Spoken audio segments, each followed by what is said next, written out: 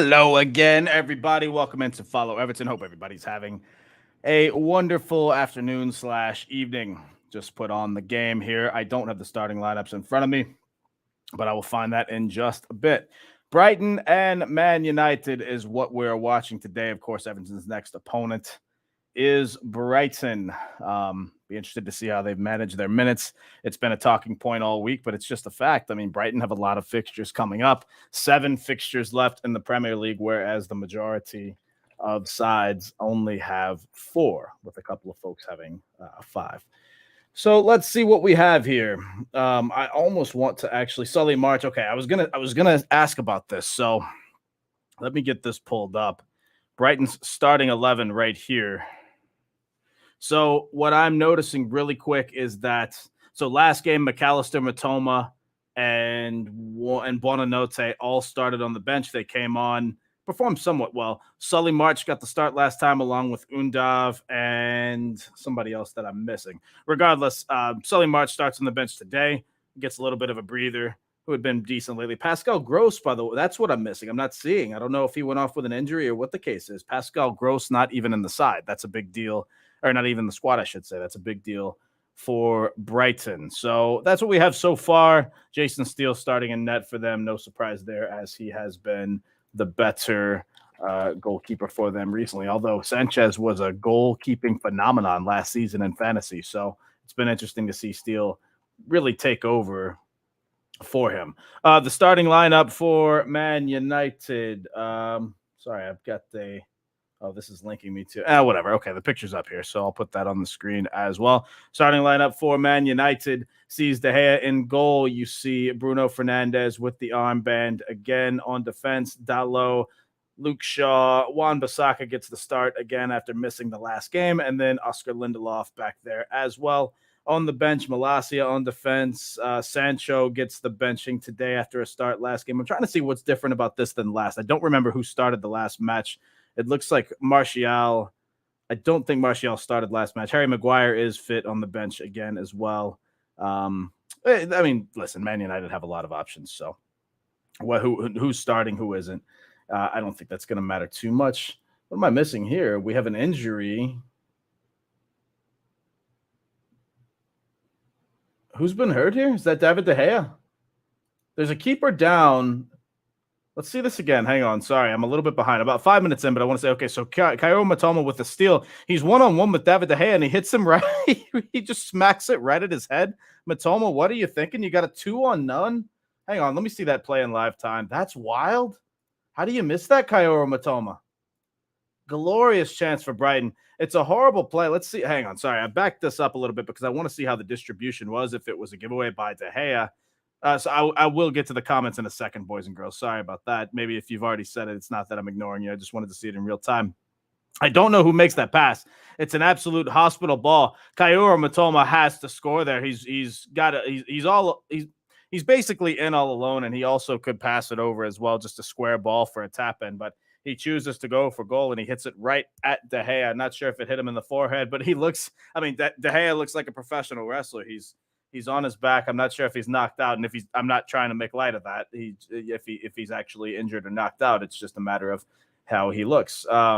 He looks sort of woozy and dazed. Not sure if it's a concussion situation or what the deal is. But United's backup keeper is warming up. I could not tell you who their backup keeper is, though, because in my mind, I'm thinking Dean Henderson, and I know he's no longer there. So anyway, to the comments. What's up, Ems? Good to see you again. Caicedo right back. Yeah. Brighton definitely shuffling players around, managing these minutes. I can't say I don't like what they're doing. They know they have to with all of these games coming up. It is just the Prem, though. They are out of any and all European-related competitions, tournaments, cups, whatever. So it is just the Prem, but it is a lot of Premier League games. And let's have it right.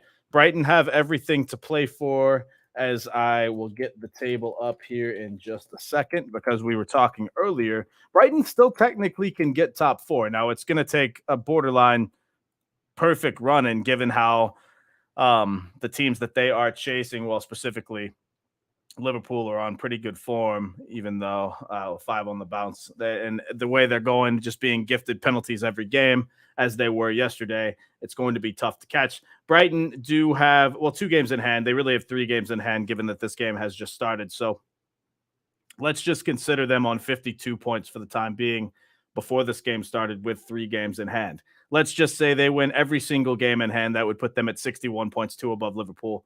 And quite frankly, Liverpool have a pretty, I don't want to say easy, it is the Premier League, but their schedule is very favorable. They host Brentford, they go to Leicester, they host Villa. That actually might be a tough one, hosting Villa.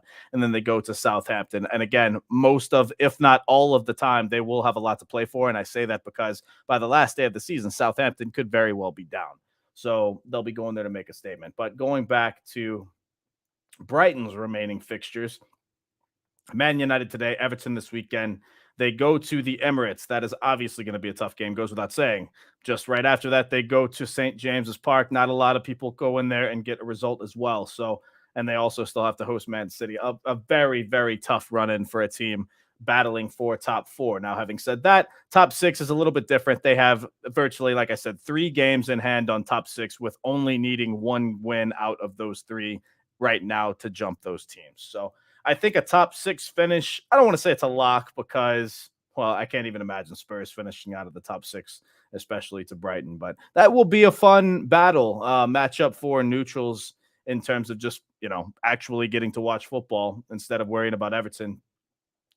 Spurs, Villa, and Brighton, really probably just those 3 fighting for the last year of European spot, with a very, very outside chance for Brentford. But I think that they're pretty much out of it. So, point I made in a very long-winded explanation was Brighton have a lot to play for, and they will for the rest of the season.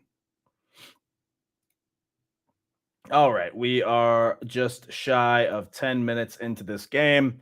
It is still about 9.5, I should say. Here come Man United. Marcus Rashford with a terrific run. He slots it on the right side to Bruno Fernandes. Top of the box. It's fired significantly over the net by Linda. Oh, that was dropped back to Fernandes as well. Fernandes skied that ball, I believe. As long as we beat Brighton, I wouldn't mind them making Europe. If we beat Brighton, I wouldn't. I'd do a lot of crazy things. What's up, the Blues? Good to see you, my mates. Thanks, everybody, for joining me today. Very much appreciate it. Usually the way these go, we get about 30 to 40 at the beginning, and then the viewership picks up in the second half. So what's up, my friend? You never shone so brightly. Whatever your actual name is, what's up to you, my mate?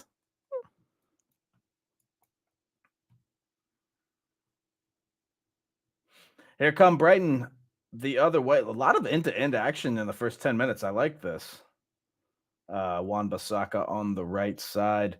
Sort of, you thought for a bit Wan-Bissaka had fallen out of favor with the manager, but he does get the nod today. I wonder if that's just related to minutes management, because you got to remember United have to manage minutes as well. United still have an FA Cup final to play, and I know that's after the season, but having said that, they still have they still have one more game than the others. I think Brighton are actually on the same number of games as Man City, but I'd have to look. Either way, Man United are on the same number of games as Man City, I believe. One less now after yesterday. Man City caught up to most of the others, but obviously Man United and Man City both in the FA Cup final, meaning that a lot of their fixtures have been postponed. United won the League Cup as well, so they've had fixtures postponed all season, but they have been eliminated from the Europa League competition, so they don't have to worry about that. Whereas City have the Champions League semifinals coming up very, very soon. Do they show championship football in America? I believe it is on ESPN Plus, which is an extra subscription service that I can get. I think that's a guess. I am intentionally avoiding even looking that up because I still am holding out the tiniest sliver of hope that I won't have to worry about watching it. Here come Brighton the other way. It is I thought it was given a foul. I guess it's not been given. Interesting first half. It's about the 12-minute mark, and the physicality starting to come out. So that'll be it. I will say this, though, regarding championship football. There are a lot of Americans, if you're just getting into the Premier League in America in the last year or two, a lot of Americans, if they have to pick a team, have picked Leeds United. So that might be something for them to look for because, let's face it, Leeds, I don't know if I would actually at this point say that Leeds might be more likely to go down than Everton. And that doesn't mean that they will or they won't. I just think that if I had to look at it and pick a team, my first team on the board would be Southampton, and my second would probably be Leeds, given their run and given, oh, here's Matoma in the middle. It's fired just wide of the net. Great individual run by Matoma. He gets the ball on the left side of the box, cuts to the middle, beats at least one defender, might have beaten two actually, and then fires it just wide. Matoma having an absolutely fantastic season for anybody's standards. It'll be interesting to see what Brighton do with him and their other players in the summer transfer window. Anyway, what I was saying was Southampton definitely first off the score sheet in terms of going down. I think Leeds would probably be second because of their. I think their players are inferior and their run-in is absolutely dreadful. They go to Man City next and then they host Newcastle. So any new manager bounce with Big Sam, I think, is canceled out by that. Wan-Bissaka right back and Delo at left is better than playing Malacia. This is their best available defense. I think it was expected that Delo was actually going to slot back at right back last game. I didn't watch Man United's last game against Villa, so I don't know if that happened, but I think that was the expectation. And if Dalo went back to right back last game, I wouldn't have changed a thing because they had a clean sheet against Villa, which no one's done under Unai Emery this season. If I have that right, I believe that was the first time Villa haven't scored in months.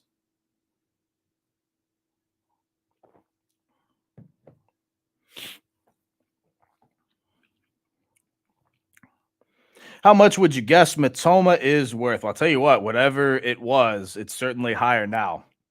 And I don't know the answer to that, and I don't mean to dodge the question, but I say that because the market went so insane in the last season because of people like Todd Bowley that I don't know how much anyone is worth anymore. I mean, Cucurella went for 60 million pounds. So if you want to compare ability and football and quality, if Cucurella goes for 60 million, then Matoma should go for about 120. Of course, he's not worth that, but that would be the market value given it when you compare it that way. I haven't gotten one of these in a long time. A spammer of the chat. Don't know why it's not working. Hang on, guys. Sorry about that. I will delete these comments. Of course, we don't condone any of that, whether it's football or whatever he's soliciting in the chat here. So I apologize about that.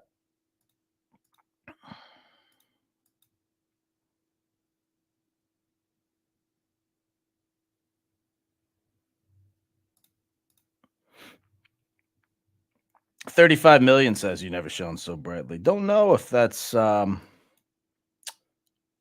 would put him higher than that. But again, I'm thinking of players now like Gordon who went for more. And I mean, Matoma is astronomically better from a footballing perspective than Anthony Gordon. That's no Everton bias or Gordon bias or anything like that. Matoma's just better, in my personal opinion. How old is Matoma, by the way? I could look it up, but just in case anybody knows off the top of their head in the chat, do you know how old Matoma is? Feel like players we can get on loan could be important next season. Big clubs who have seen us as a threat, so wouldn't give up players. May see it different if we stay up or not. Yeah, it's come out today that Jared Branthwaite will be returning. I mean, that was always going to. Here comes Matoma again. Great individual run here down the left side. Shake and bake on a couple of Manchester United defenders. Doesn't work out. Anyway, what was I speaking of? Sorry. Oh, Branthwaite. He was always going to come back. He's Everton's player. So for people who were saying, well, he's going to force, he's going to force a move away and he's going to, he's definitely, PSV want to keep him. I don't care if PSV want to keep him. You can't force him. I mean, you just can't do that. You can put in a request or you can do this or that, but that doesn't mean that he just gets to go. We still have to be compensated for that. He's still Everton's player. But apparently he's in the plans for us in the future, which I mean, if he plays anywhere near what he has been doing, it's a header on net. Great save. I think that was Lewis Dunk that gets ahead on that. And De Gea is forced to, just really make an alert save. It's not a difficult save by any means. But it'll be interesting to see what we do in the summer. I think it's too early. I don't even want to. I know there's news that comes out every day, and we're linked to different players. But in my opinion, that is all for naught because we have a little bit of a bigger task to worry about at the minute. Here's my obligatory dog pick of the day. Absolutely blissful. You gotta love it. Let's change this background anyway. You guys don't want to see a green screen. You want to see me pretend like I'm at Goodison Park, right? What am I? I don't know if I guess I'll be in the boardroom today. Nah, I'll be on the pitch. Pretend like I'm yelling at Sean Deitch to take Michael Keane out. Cheers to everybody watching. Good to see you.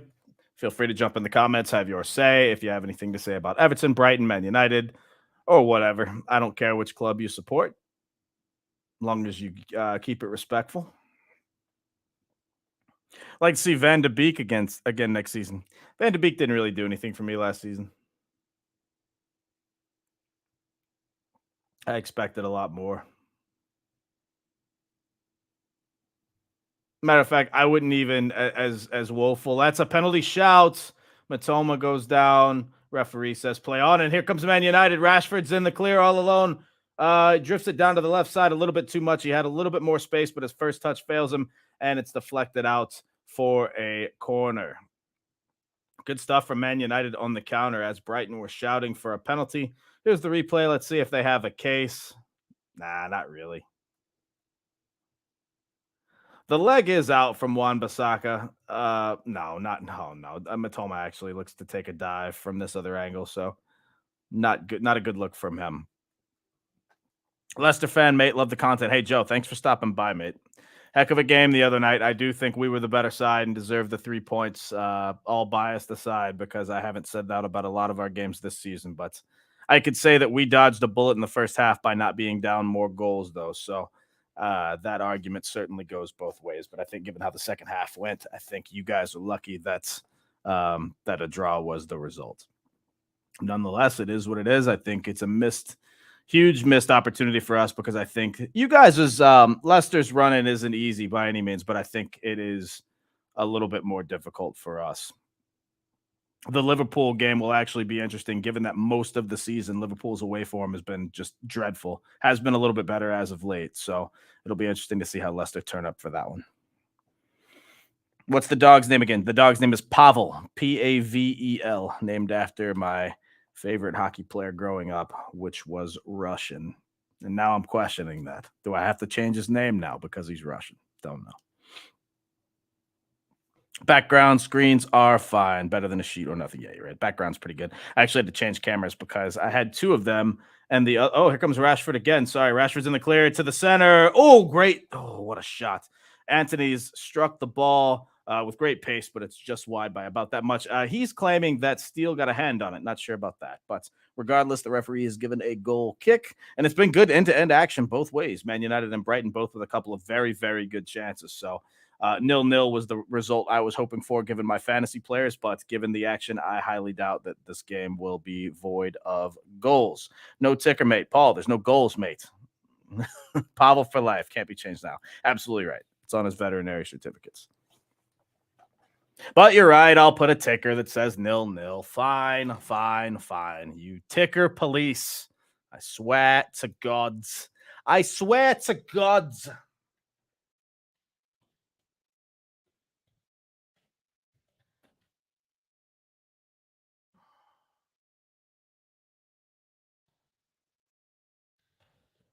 I'll actually put both.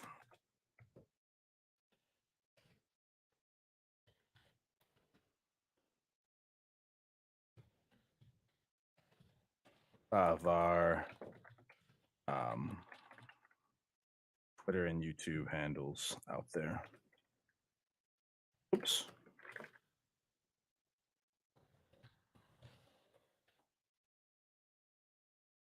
Twitter, YouTube, and Twitch. I've actually got another platform now. Getting famous, ladies and gentlemen. Here comes Brighton down the right side. I actually didn't. I'd have to go back to the starting 11. I don't think Danny Welbeck's in this game, and if he is, then I have not seen him. There's your ticker, my mates. Agreed, mate. Although if that pin goes in, I think it's game over. Overall, I have 10 of the better chance. You're absolutely right. I don't see the only thing I could say. Let's say the pen goes in 3-1, right? It was almost as though, with the greatest of respects, I didn't feel like Leicester did much in the first half, and so it was almost going to be a head scratcher given that Everton actually brought a little bit of the attack, and so that would have at least given me a little bit of hope and optimism in the second half. Everton coming back from a 2-goal deficit this season is just not a thing. Their heads drop. They look awful. So maybe that would have happened. A lot of people agree with you that it might have been game over. I think that they might have mustered something back in the second half, but don't know that for a fact. And the reason I say that is they might have actually made subs to go for it, like a Sims, like a Damari Gray, like whatever. And had those been on with the tired Leicester legs, who knows what would have happened. Having said all of what I just said, Dean Smith also might have made subs. So that's the what if hypothetical game. But doesn't matter. It was saved. Um, Not sure what Madison was thinking there, but I've actually seen. Yeah, I guess I can't say. I've seen a lot of players go down the middle lately. You saw Salah do that yesterday. You saw Calvert-Lewin actually went down the middle as well.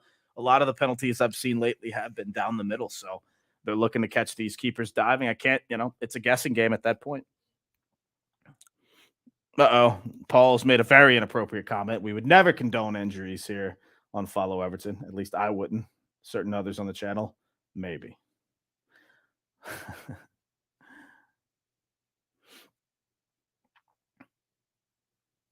Brighton with attacking numbers, but it is stolen away.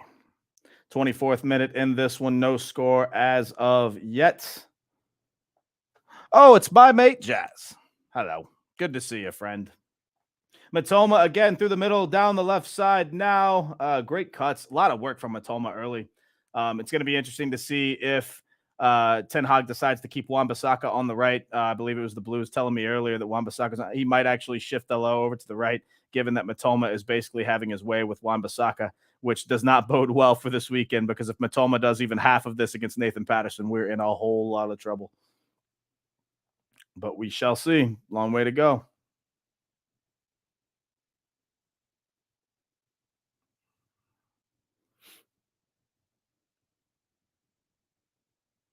It's a long ball, and it's taken well by Marcus. Ooh, just off his foot. It looked as though that first touch was good, but it's just skipped off his foot. Man United really trying to play these long balls over to Marcus Rashford. Almost worked a couple of times so far, but it is comfortably into the arms of keeper Jason Steele. Scouser 51. I remember good times. Mr. Paul, you probably remember actually good times and not Bill Kenwright good times. So I don't think we will go down, though. At least I hope not.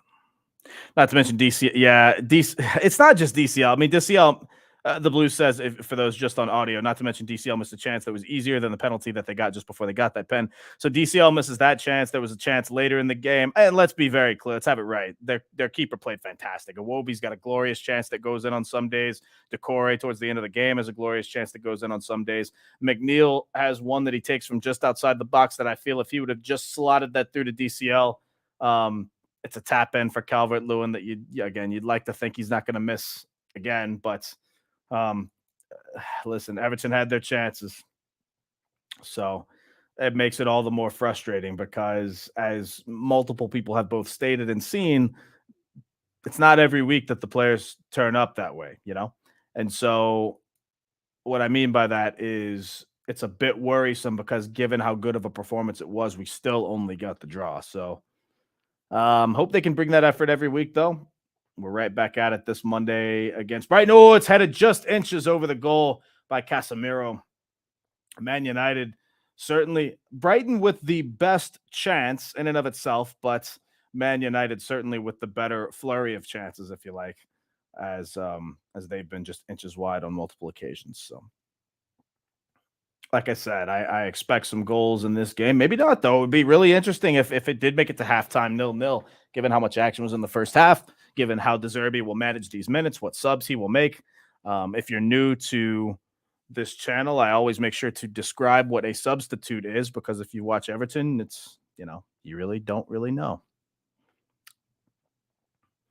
But I'll avoid the jokes today for now. I'll probably throw some in later. How do you think we should approach the Brighton game? Go all in or play safe?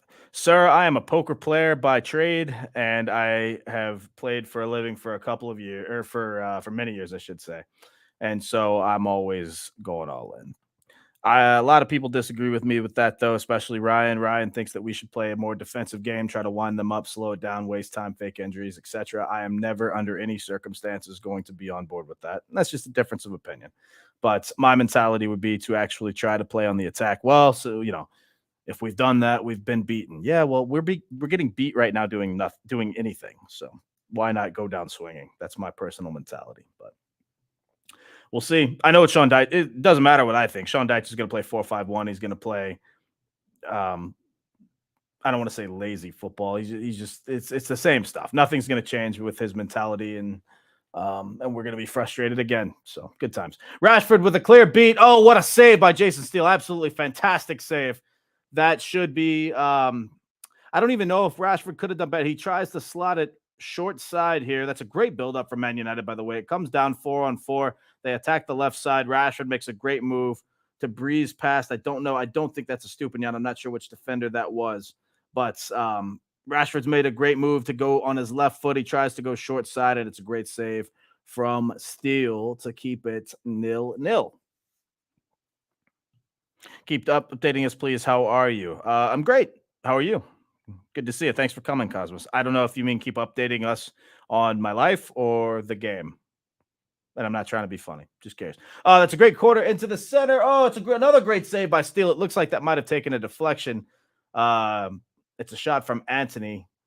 Tell you what, Steele, the man of the match so far in the first 30 minutes with a couple of fantastic saves for Brighton to keep it 0-0. Wan-Bissaka, one of the best 1v1 defenders in football. So if you can't hack Matoma, nobody in ours or United squad could deal with him. Yeah, I read an article a couple of days ago about how he's become the best one-on-one defender in football. I don't know if that's true, but that's what the article said. Nonetheless, he is one of the best for sure. So, yeah, he's not having the best start to a game. Players need to get used to passing to the striker again because they haven't been able to all season because it was Mopé. Yeah, but I don't necessarily disagree, but DCL isn't exactly the best at keeping possession. So I don't know if that one, but in terms of just long ball or whatever, then maybe. Biggest game this season is Forest versus Leeds. If Forest win that, I don't think we can catch them, meaning we'd have to get above Leeds and Leicester. Leeds, I can see, but not Leicester. Justin, Forest don't play Leeds, my mates. So I'm not sure. I assume you mean Forest versus Southampton, which is going to be this weekend. Then yes, if Forest I expect Forest to beat Southampton. I don't think it's I hope that doesn't happen. We'll just stick with that. I think a Southampton win is the best result. I think a draw is a decent result, and a Forest win is a disastrous result. Don't I get stressed playing a lot of poker? Oh my God, mate, you have no idea. Can I enjoy it, poker? Another great question, because I enjoyed it for years, and then I didn't enjoy it for years, and then that's a long story for another day. But when it's fully reliant on that for a living, it gets a lot more stressful. There's no more friendly home games. It's just it becomes a whole different animal. But that will be a story that I tell on another day. As a matter of fact, many poker stories are told on my personal YouTube channel, which has my podcast called The Real Domino Pod. Actually, it's just called Real Domino Pod. You can also find that on Apple and Spotify. Let me actually get a banner of that as well. But this is my YouTube channel, youtube.com/@RealDominoChris, where you can find Real Domino Pod. Have we run out of space? Okay, never mind. I thought I had run out of space to make a banner here, but that's what you search for on Spotify or Apple Podcasts, Real Domino Pod, or just search for Domino Chris. I think you can actually find both of them on there if you do. Or excuse me, I think you can find it by searching either one, I should say. Forest versus Southampton. Yeah, that's what I figured you meant. Yeah, that would be that's not. I don't even know if I'm going to watch the Forest versus Southampton game because I'm going to be too stressed out. We will be doing watch-alongs this weekend, I'm sure, just because there'll be so much football on. So I'll be here. I just don't know which games I will have featured on screen. Since we don't play till Monday, I might as well watch something because I'll be watching the games anyway. So I might as well hang out with my friends here. Brighton have a free kick from about 30 yards out on the right side. It's tossed into the box. It looks a little bit of a long ball, but no, it's taken well. And Brighton have possession. And now just swinging it around. Cross into the middle, a little bit too far. That looked like an Alex Iwobi type cross, and it's out for a goal kick. Everyone watching, please hit like now. That is very demanding. But he did say please, I guess. Yeah, like and subscribe to us on YouTube if you haven't already. And of course, if for some reason you haven't followed us on Twitter yet, which I doubt, please do that as well. We'd appreciate it very, very much.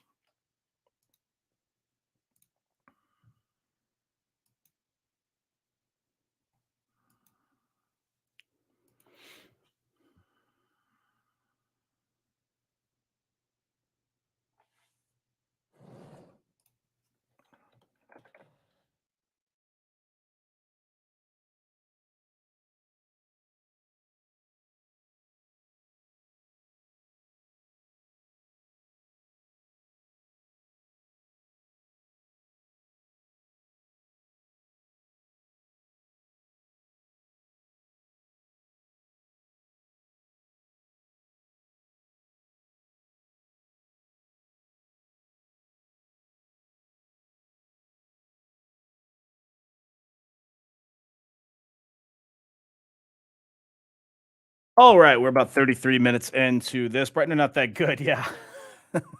Brighton are terrible. We're going to win 5-0.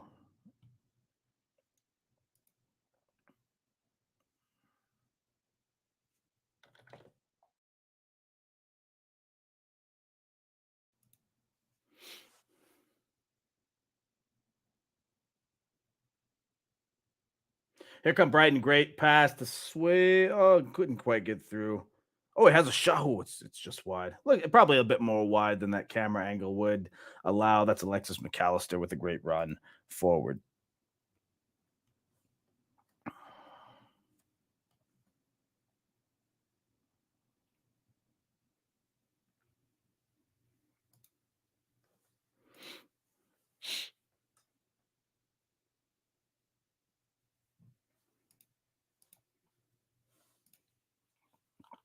Now then, Stu, I feel like you have another thought coming. We're all patiently waiting. Come on. What you got for us, Stu? Oh, sorry. I missed this comment from Brandon here. Start Cody, drop Key, and drop Gay for Onana Monday night. If Onana is back, which I expect him to be, then Ghana Gay is not going to get dropped anyway. If I had to drop one of those, it would be Decore.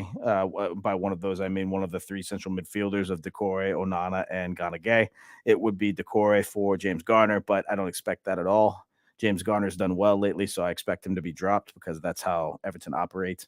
I would put James Garner on the right side over Iwobi personally, but there's no way Sean Dyche will do that.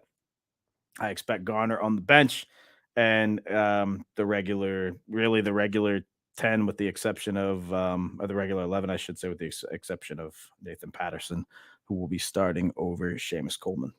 Injured Seamus Coleman. Although a good injury update, no ACL damage, but as Sean Dyche pointed out, and as I predicted, it's still ligament damage to the knee. That's still a serious injury. It's just not. I mean, ACL. His career might have been over, but he would have certainly been out for a year.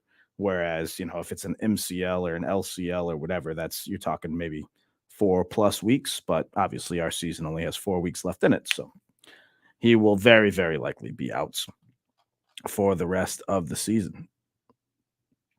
Make it a boxing game like this, we're in trouble. Maybe. I don't think we're in a lot of trouble. That just means we might actually have some attacking prowess to us. I'd love to see an end-to-end game against Brighton. Obviously, doesn't bode well for our defense will be on the back foot, if you like. But at the same time, I mean, if we can put this sort of attacking effort that Man United are putting or that we put against Leicester, I'd be more than okay with that. It proves that we actually are capable of doing so, as awful as that sounds.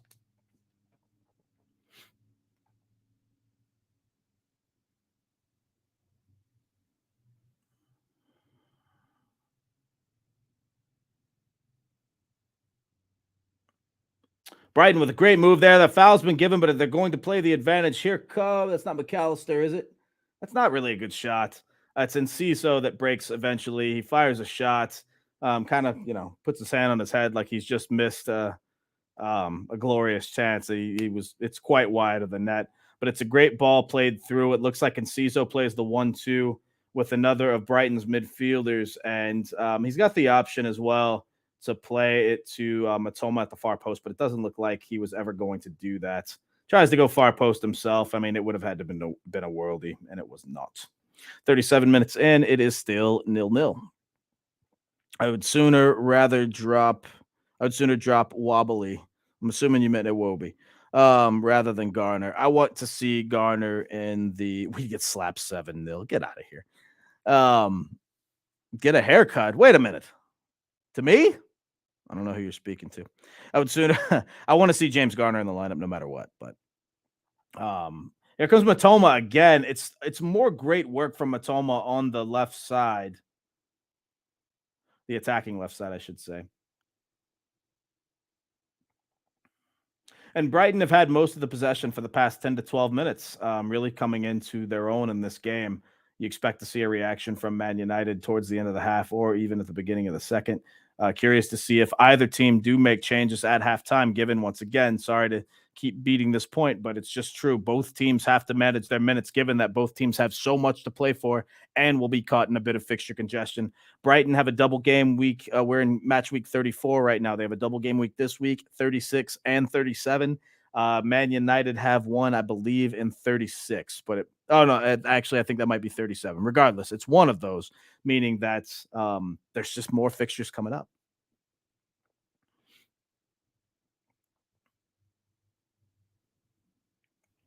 But I don't think halftime is going to be the time because neither.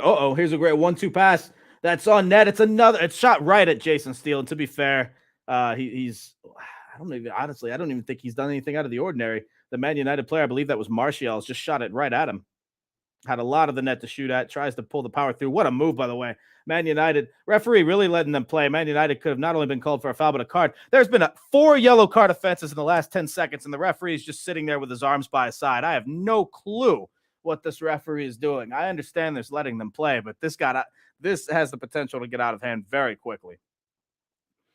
Neither, and it doesn't. I'm shocked it didn't lead to a dust up because during that play, both teams dragging jerseys, a little bit of physicality, a heavy foul that's let go, and then another heavy foul to actually get the foul. That is Danny Welbeck, by the way. He is in the game. Welbeck comes in hot. Oh, that's an awful foul from Luke Shaw. Or is that Luke Shaw? I mean, it's physical football, and that's fine, but the referee has to get control of this game before it gets out of hand. It's a great 1-2 pass. Oh, it's just missed. Martial he shoots it right at him. Steele just has to stand his ground. Really, it hits him on the inner thigh. Lot of net to shoot at. Steele has made 3 real key saves in this game so far. And so, again, there's your response from United because Brighton had most of the possession for the previous 15 minutes or so. Can I believe Neal Maupay is one of Brighton's top scorers? Not much needs to be said there, does it? I'm not saying there's a bit in the comments about if we make, they're worried about if we actually bring the attack to Brighton. I don't care if we're going to make mistakes, right? Any team can punish us for those. We've seen teams do it. We've seen teams not do it. We still have to go for it, in my opinion, in some cases, in this case being one of them. I mean, we have to start winning games. This one might be a little bit different on a road against a top 6 team. Technically, they might be top 7, 8, whatever at that point in the table. As we see a couple of injuries now, Marcus Rashford looks to be one of them. That is Rashford on the deck, writhing in pain. Nowhere. He was nowhere near the current play. He's taken a bit. I don't know if it's his foot got stamped on, but he was down for a while, and then a Brighton defender, Gilmore, down as well. I'd be okay with a draw. I hate being okay with a draw, but away against the top 6 team, for all intents and purposes, a draw would be great. Is what it is. 26 goals in the last 3 seasons, I might add. 8 goals, and 10 goals in 3 Premier League campaigns. And that's been not my defense of Maupay all season, but just kind of my hope, my positive side, if you like, because I want Neal Maupay to be great. I want Neal Maupay to score. The point that is it's not easy to score in the Premier League. I don't care what team you play for, right?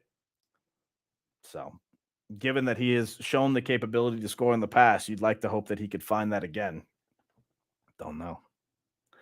He won't get many more minutes going forward, though. So it really, at this point, is a moot point. Calvert Lewin looks as though he's going to be getting all the minutes. I mean, the only time Sean Dyche might make a sub is if we're down 3-4-0, whatever.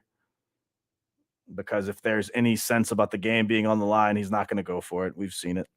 It's a joke. I'm still very upset about it, and I will be for a while because I genuinely think it might cost us the season. We are almost 43 minutes into this one. It is still a 0-0 score.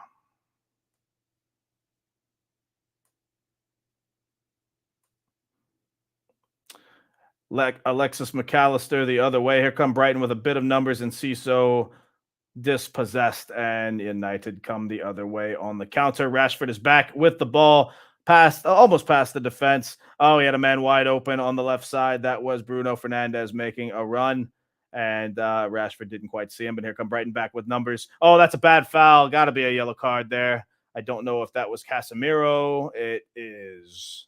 Casemiro needs to watch out, by the way. We've seen his straight red cards a couple of times this season. No question about that one. Clear yellow, clear foul. Textbook stuff. Stops the attack.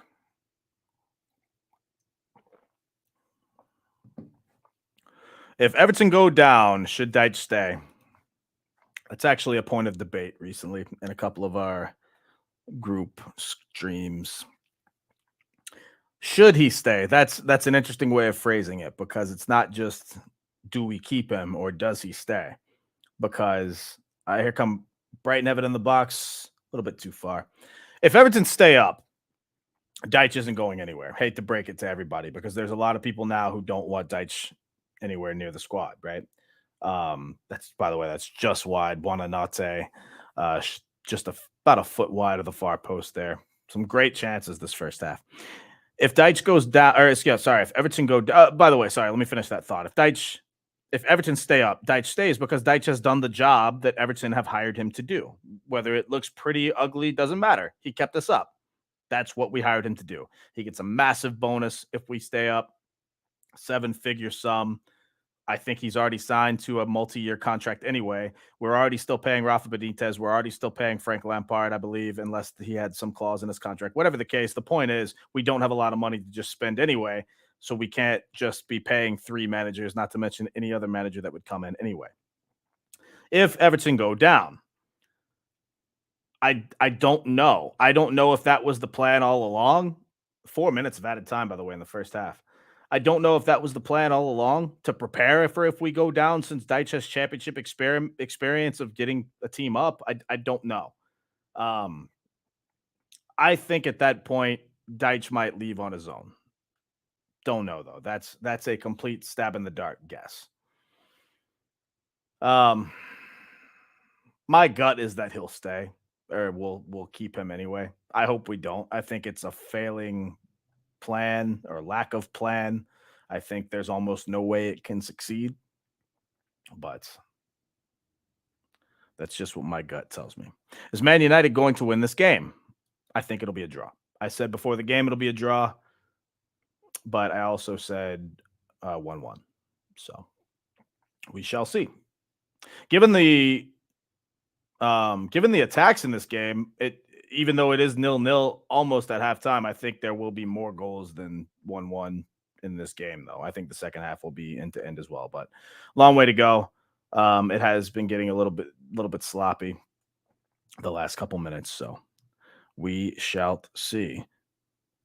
Lampard was not a good manager. That's very true. If Everton go down, we'll need Allardyce to keep us in the championship. Stop it.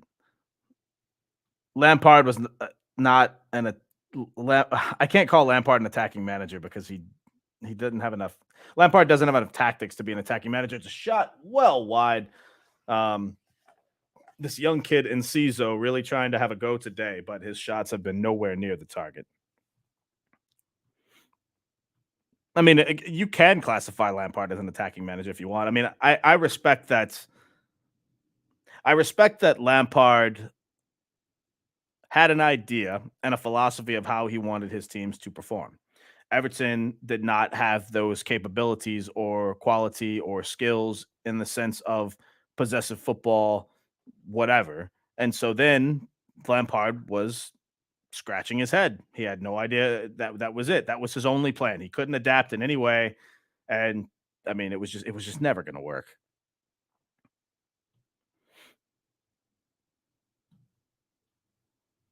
Postacoglu isn't coming to Everton. Brighton down the right side into the 3rd minute of added time. Third of 4. It's a free kick given from about probably. Oh, it's taken quickly. Here come Brighton down the right side. I thought they were going to wait and set up for that. And see, so off the Man United off Rashford, I should say, and that will be a corner with about a minute left in this first half. Based on this game, do you think we have more or less of a chance on Monday? Chloe says, I think that we have an equal chance, which is not much. I think we actually might have a decent chance to draw, though. Our last couple of aways have been, I mean, the Palace game, it was okay. It was there for the taking, but it was okay. And then obviously Leicester as well. I know Brighton are a better team than both of those. I'm not pretending that they aren't, but I mean, we've shown that we can at least have the fortitude to stay in a game away, no matter where it is. So I think we can get a draw. Hope so. Hope we win, but I just don't think that'll happen. United, maybe one last attack. Actually, they've immediately turned it over. So Brighton with one last attack possibly before the end of the half, and they've got some space down the right side.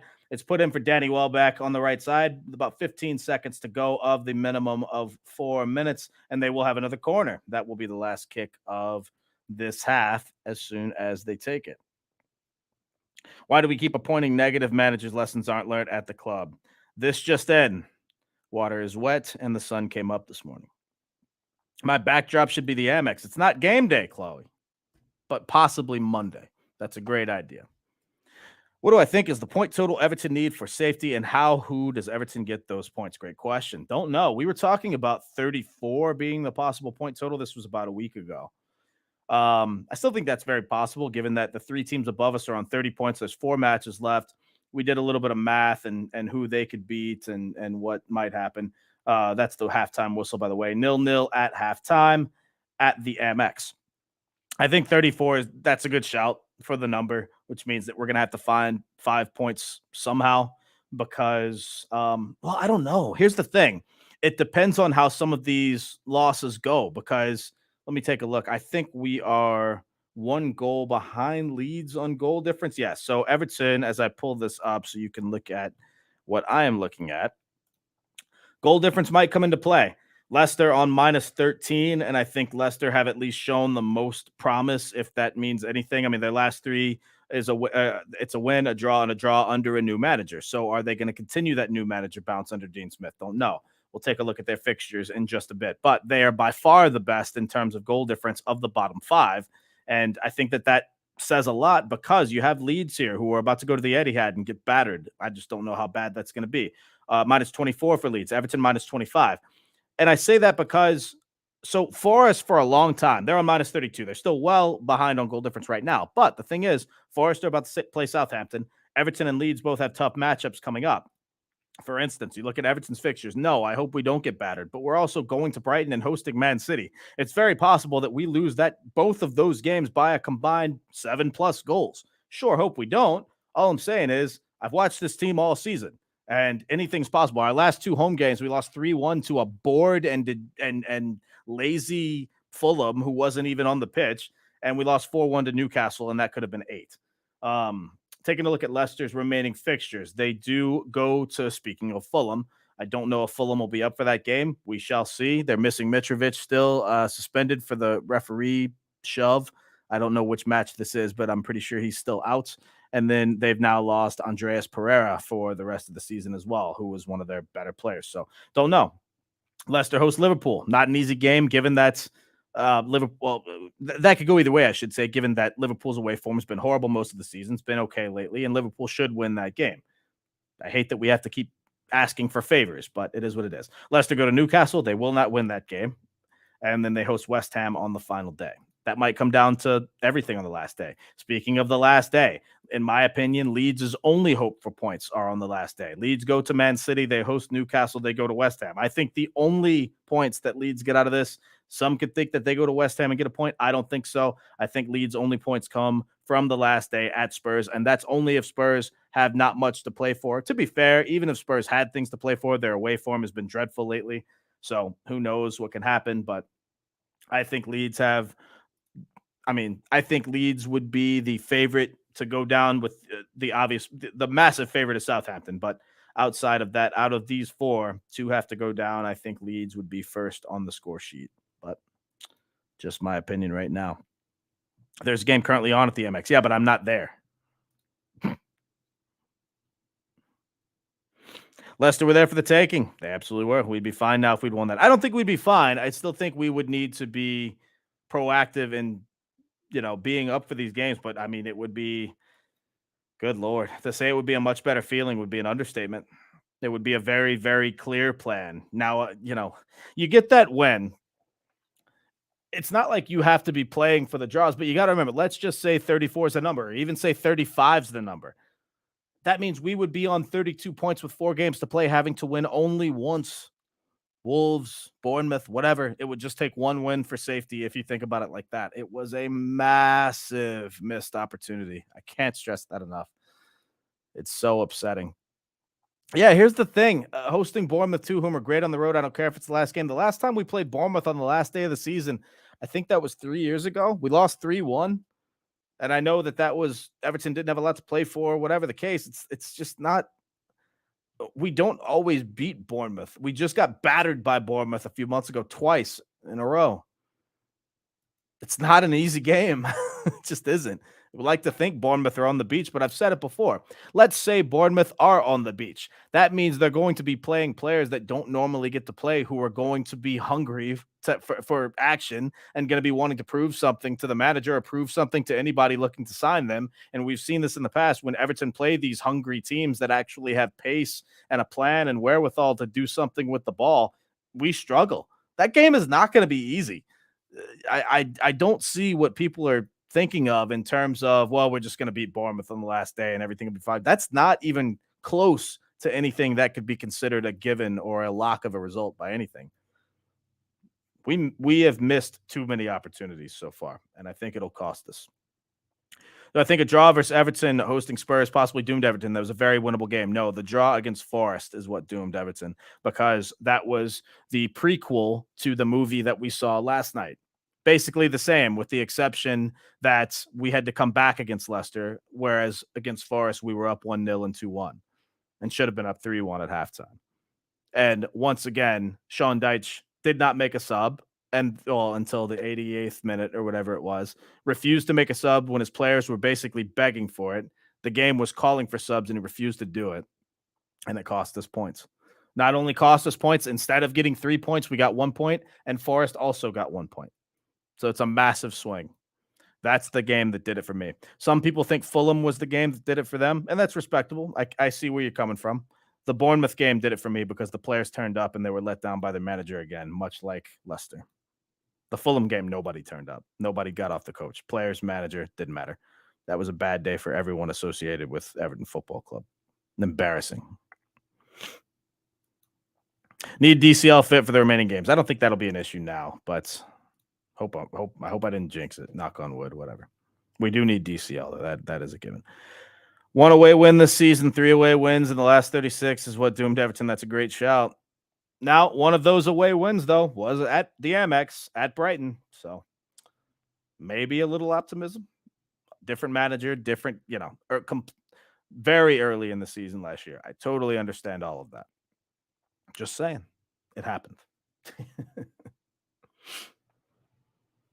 But the table is, listen, I don't have to tell you guys, the table is rough to look at.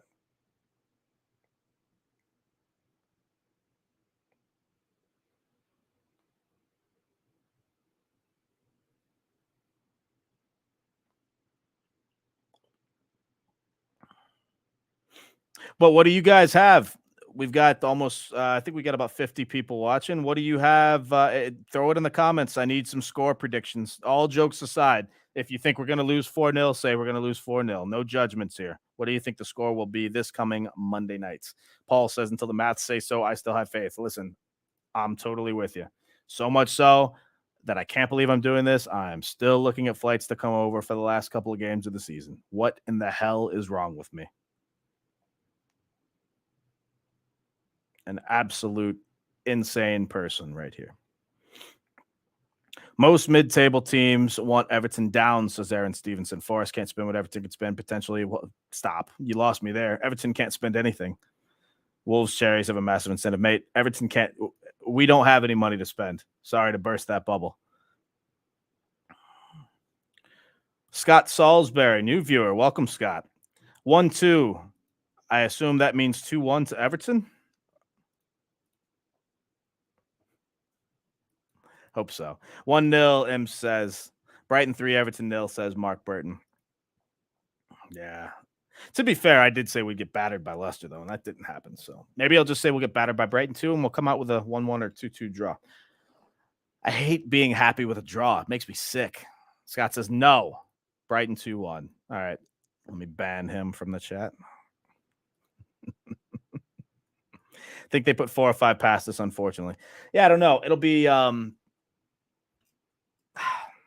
I can try and tinker with their midfield and thinking what they might play. I think they'll actually probably be back to normal. You know what? This game is going to mean a lot, though, because it's going to – I'm interested to see what subs he does bring on. De Zerbi will be going for this game. Brighton still need this game to keep pace. So Solly March will come on. You'll probably have – I don't know. Let me see who Brighton have on their bench, actually. Let's see who they can bring on in this game. I'm not too concerned about Man United subs, so I won't bring them up unless you really want to see them. Let me know. So on Brighton's bench, a possibility of really just Solly March. Undav can go up top. Those are the only two I'm very much concerned with.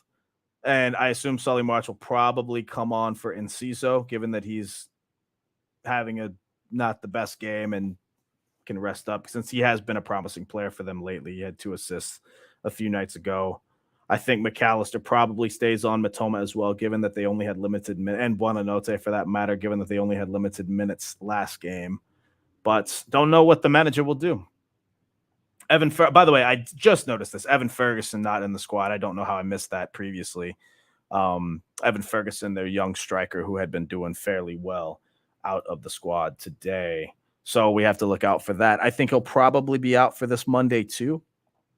So we'll probably see Danny Welbeck, who was, of course, linked to Everton a couple of years ago, which means he'll probably score at least a brace. Sad times. Sad times. 2-1 or 3-2 to us. Get in there, Stu. Also, give me a pint of what you're having. 3-0 Brighton, 3-0 City. Aaron just going full out. We're doomed for the rest of the year. Wolves, I really don't know, but if it's not an Everton win, I'd be worried. Yeah, I mean, obviously, at that point, if we've lost three straight, and I mean, if we lose to Brighton, lose to City, and lose to Wolves, then I mean, the season's over. We'll be down before the last game of the year.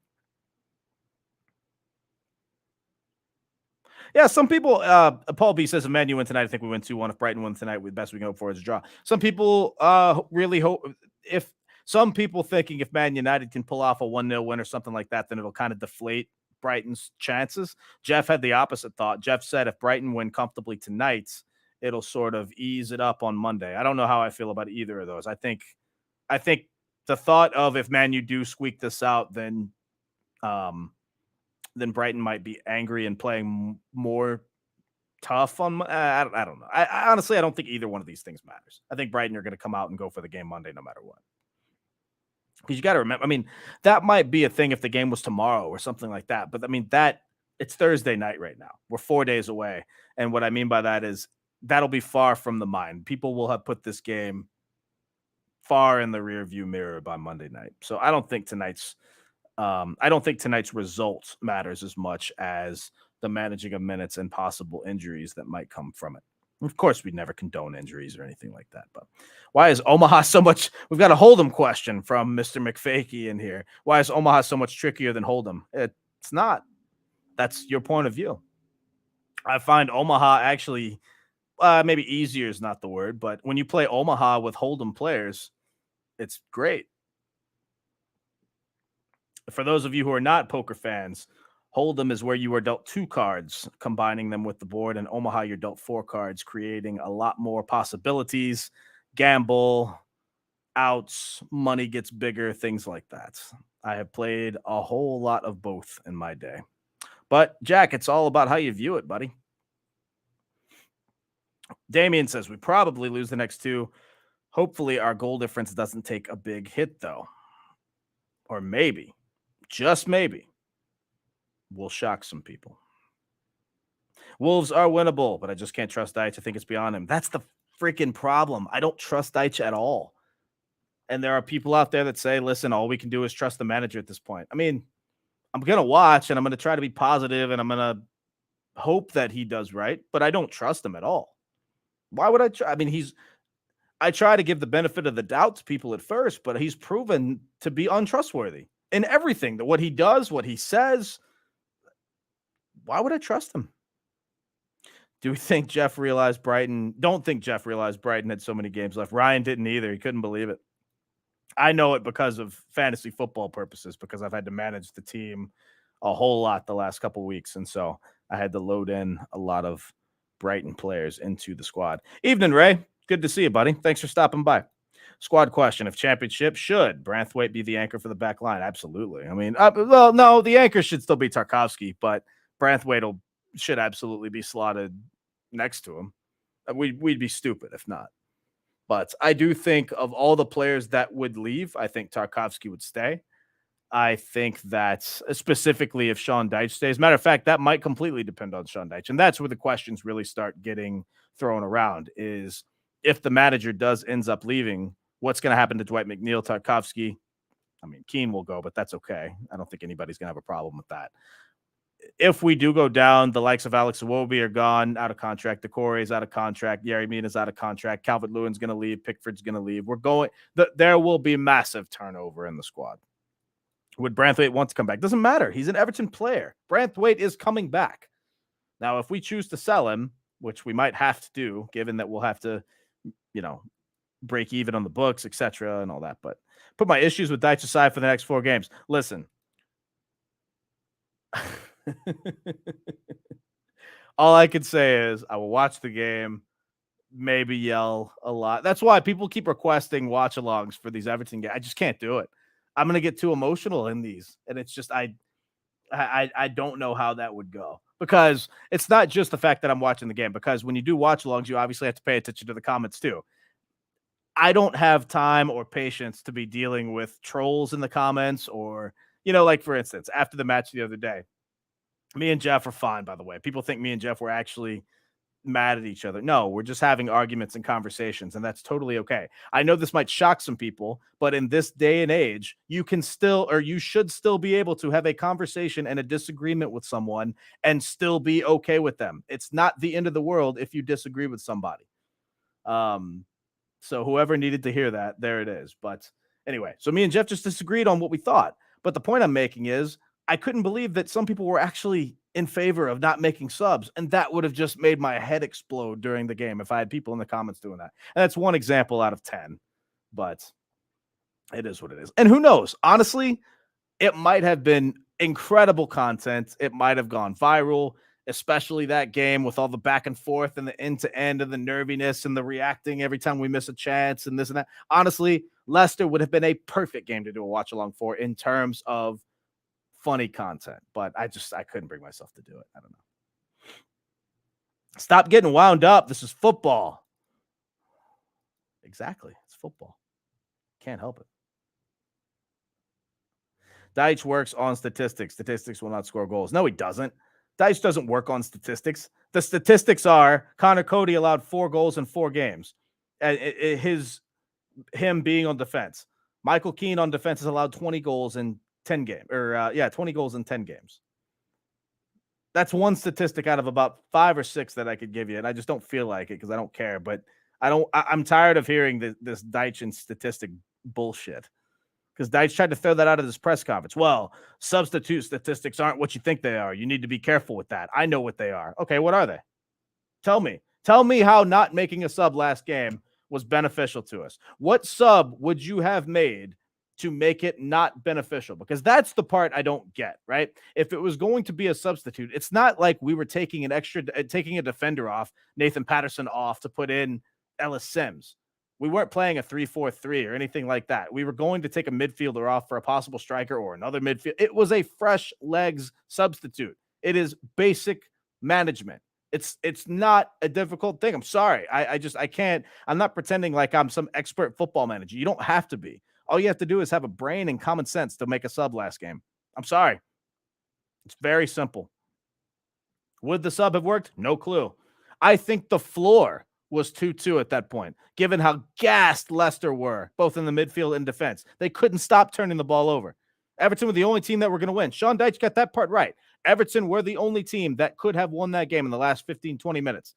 The issue is you didn't get it right. It was there for the taking. Just needed a little bit of pace and fresh legs. And again, the floor was 2-2. There wasn't going to be some massive blunder. Whatever. It's just dumb.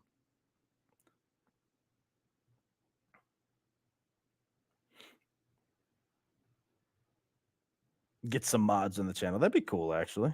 Probably need them sometimes. Post-match, we need them for sure. This is pretty chill, but you get all people from all walks of life in our post-match reactions. We had an inconsistent Gray and Onana who was nervous. Listen, a 15 to 20 minute Gray is much different than an expected 75 to 85 minute Damari Gray. Gray would have brought incredible pace to the game, possibly would have found a moment, given that he's one of the few on our team that can actually create a moment out of nothing. And if you don't like Damari Gray, fine. Bring Ellis Sims on, put him up top, see what he can do. Even Neil Maupay would have been a fine sub last game. I don't care what anybody says. We had multiple options on the bench that could come in. And yes, if Onana's not fit, fine. He wouldn't have been my first choice anyway. Chris, do you think if Forest beats Saints, they're safe? No. No. Forest will need more than just 3 points, but I do think that they win that game. Hope I'm wrong. Should have brought Gray on, says Joe. He's a Leicester fan. Should have brought Gray on, mate. Why? Thomas was on a yellow as a Leicester fan, knowing Gray well. He could have more than likely got him sent off. That's if Gray could be ours to run, though. He definitely would have been up for that, especially given that he was at Leicester. You like to think that would put, for those of you who don't know, we signed Gray from Leicester about a year and a half ago, or 2 years ago, I guess now. But that you'd think that would light an extra fire in him to give that little extra. I think that game was screaming for Damari Gray. Would have been my first thought, first off the bench. By the way, I've been yapping too much. I forgot that this game was actually going on. We're 49 and a half minutes in now, into the second half. Still 0-0. Tom Davis has come on as a sub. It wouldn't surprise me if the stats. Yeah, but that's the thing. Oh, yeah, great. Okay, I see what you're talking about. Great point. That's the thing. If you don't want to make a sub, I still disagree with not making a sub against Forest. But if your first sub is Tom Davis, I can see why you would at least give it a second thought, right? This wasn't the case this time. We had not wonderful options, but decent options off the bench. Hey up, Ian. What's up, buddy? Hi, guys and gals. Hoping for a point versus Brighton. Not concede too many versus City and beat Wolves. Hopefully be okay before Bournemouth, because we will probably go 2-0 down in a must win. Yeah, that seems to be our MO, doesn't it? Hated Cody after the Villa game. Yeah, I mean, listen, I'm not excusing what Cody did at Anfield and against Villa. It wasn't good. It was like he was having brain lapses and falling asleep. I cannot stress enough. Michael Keane has 5 of these brain lapses per game minimum. No, it's not a handball. It hit me right there. It can't be real. It can't. That could not have really happened.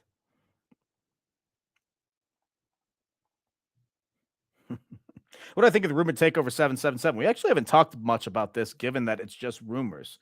But I think anybody would be for some other investment. We think that's, but I've heard both. I've heard, oh, here come Brighton. Great move, by the way, by Enciso. It's blocked in the box. A little bit of a handball shout. Enciso got around 2 defenders. Great stuff from the young lad. We've heard a little bit of both. Um, at one point, 777 was ahead. At one point, MSP was ahead.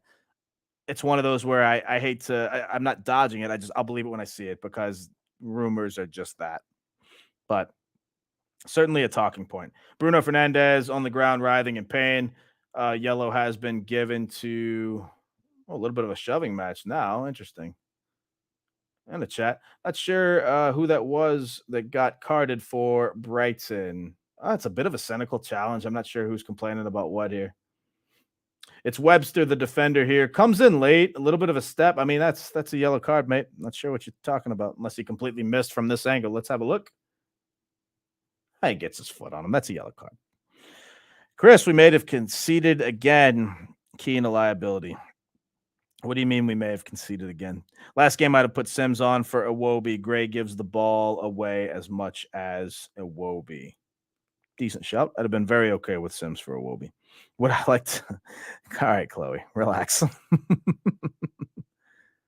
Left Leicester for Germany first and came to us. I don't know if that's true, mate. He might have been on loan to Leverkusen, but I think that he was a Leicester player when we signed him.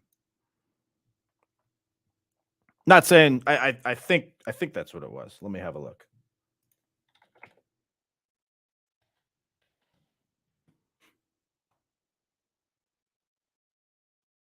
Oh no, you're absolutely right. My mistake. He joined them on an 18-month contract, and then we did sign him from them. There you go. I apologize for my blatant inaccuracy. The Blues to the rescue to point out how dumb I am again.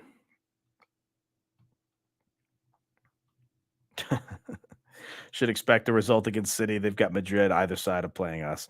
City could play their B team and beat us 5-0. Sorry to be that guy. Maybe off in the copium a bit, says Thorium. Well in, mates. Enjoy your Thursday nights. Oh, a good Bill Kenwright comment. Gotta love it. At least I'm pointing to my sleeve. Keane tapped his bare arm. He's just I'm not gonna say brain dead like Ryan loves to throw that out there, but I just don't get it. I just don't get it.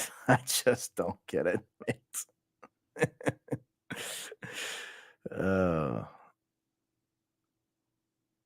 that's what it was. We activated the buyout clause. No, you're absolutely right. I'm wrong.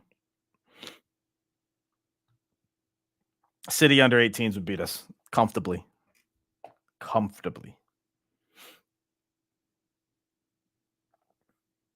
Matoma with the steal. United looking very sloppy on defense to start this half. Brighton have it in the box, and Matoma's missed another, although no, it's not taking a deflection. I thought that might have gone out off a United defender, but it's just a bad miss by Matoma. And it looks like, by the way, oh no, they have kept. Sorry, I thought they might have. They have kept Wan-Bissaka on the left side, but it's Dallo who comes over to kind of help out with that a little bit, seeing as Matoma was going to take a shot. A little bit of an overlapping defense. I still am a little bit surprised that they haven't made a little bit of a switch with United's defense, given how Wan-Bissaka has gotten consistently beaten most of this match. The Brighton worry they can turn it on quick. No, you're absolutely right. I mean, remember what they did to us at Goodison? It was goal, then blink your eye, then goal, then blink your eye, and it's another one. It's just it happens so quick, and it's not just us. A lot of it was on Everton for being a bit lazy, hanging their heads, etc. But I mean, credit where credit's due. Brighton put the ball in the back of the net. United now on the run.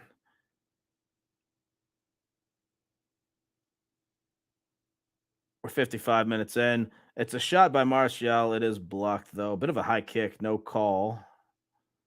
And it's cleared from danger for now. Great pace in this game, and Ciso moving down the left side now. And Brighton will maintain a bit of possession.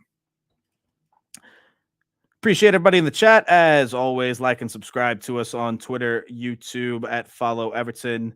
And I am on Twitch as well. I'm on all three of those at Real Domino Chris. Welbeck is in. It's blocked by a United defender and cleared from danger. So this is going to be a fun one. A lot of in action. I mean, I would be shocked if, given all these chances, this game ended 0-0, but that would just be a funny one for the bookies, I guess. Gary Leland talking about Lionel Messi. Yeah, if you haven't seen that, Messi is suspended currently from PSG for 2 weeks. And now the rumor is that he is leaving at the end of the season. Time for Ken Wright to work his magic well in. How funny would that be? Come do us a favor.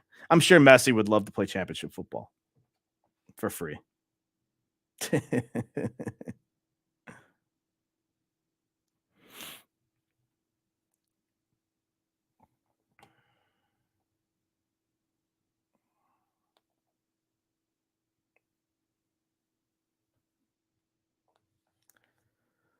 So, not much to report here. 57 minutes in, a bit of possessive football from Brighton at the back. Curious when the changes will come for either side.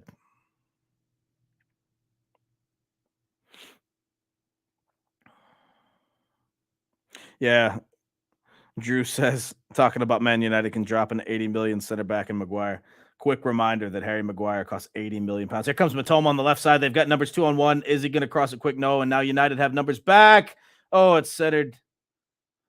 Matoma tries a bit of an outside of the foot shot.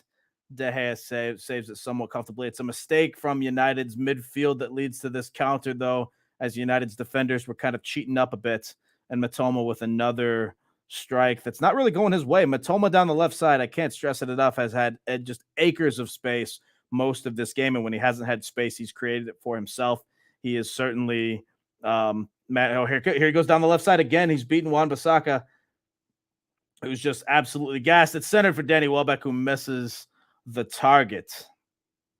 So Matoma, man of the match in terms of pace and possession, but not much on target, save for that first few minutes where he shot it right at the hair. Parachute payment, says Stu, would be worth more financially than finishing 17th. I don't know if that's true. I mean, on an individual basis, yes, but in terms of the revenue that we would get next season from the Premier League, I don't think that's possible. Evening, what's the stream about? This is a watch along of the Brighton Man United game. Welcome, Pete. Good to see you again, buddy. And just general Everton chat.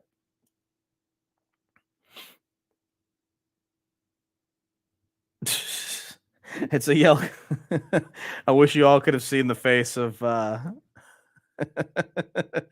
Diego Dallo just now. He's been given a yellow card, but the facial expressions were fantastic. It's an absolute yellow card, so I'm not sure what he's complaining about. Typical football shithousery. That was kind of funny. Can't wait for the season to finish. Join the club, buddy. We are all ready for this to be over, regardless of what happens. We just want it to be over. Put us out of our misery, or let's try to enjoy the summer. Whatever. Man United pressing a little bit now. Brighton not exactly sloppy, but you can tell that you can just tell they're under a bit of pressure, having to speed it up a little bit. Next season will be similar. That's the thing. You might be right. I don't see really much, if anything, changing.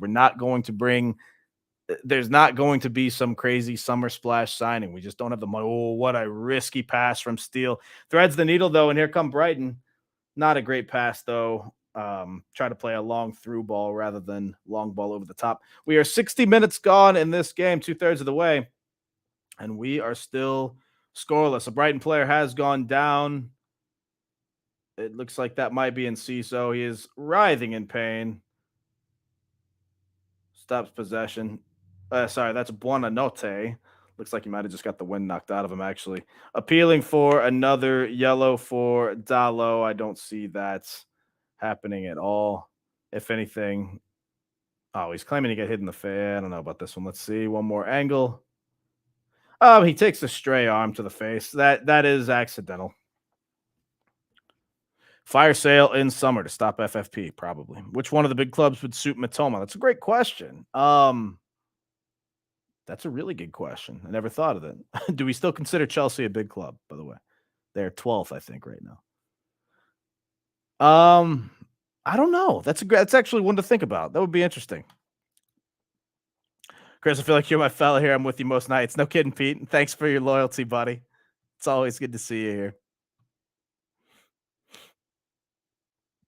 Everton making a profit from the academy. I know the ban didn't help in 2018, but is it financially smart at this point? Well, I mean, you got to think we've had. I mean, it's not like all of the names that come from the academy are great, but I mean, you have players like Anthony Gordon. A lot of people don't want to hear that, but he was obviously good business for us.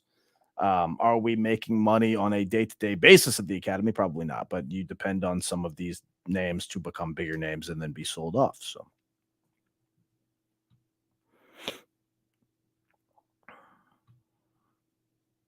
yeah, exactly. Justin Faulkner points out parachute payment circa 50 million pounds or so. Brighton are making a sub. I'll get to that in a second. Staying in the PL would get 100 mil TV revenue. I mean, it's night and day the amount of money that's different. But as we see a Brighton sub, it looks like Sully March is coming on for the somewhat. It looks like Buonanotte was not. And now he's angry about coming off after he was just writhing in pain on the ground for 5 minutes. Quite frankly, that's what you get.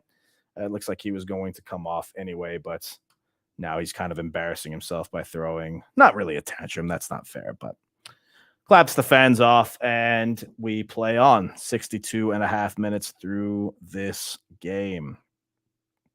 Chelsea are a small club, but rich. Chelsea are still a big club. It's just kind of funny to see. Like I wish that they had not had the decent start because can you even imagine if Chelsea were in the thick of this relegation battle? If they just had a few points less, it would be the funniest. I mean, the media would be melting. It would be funny.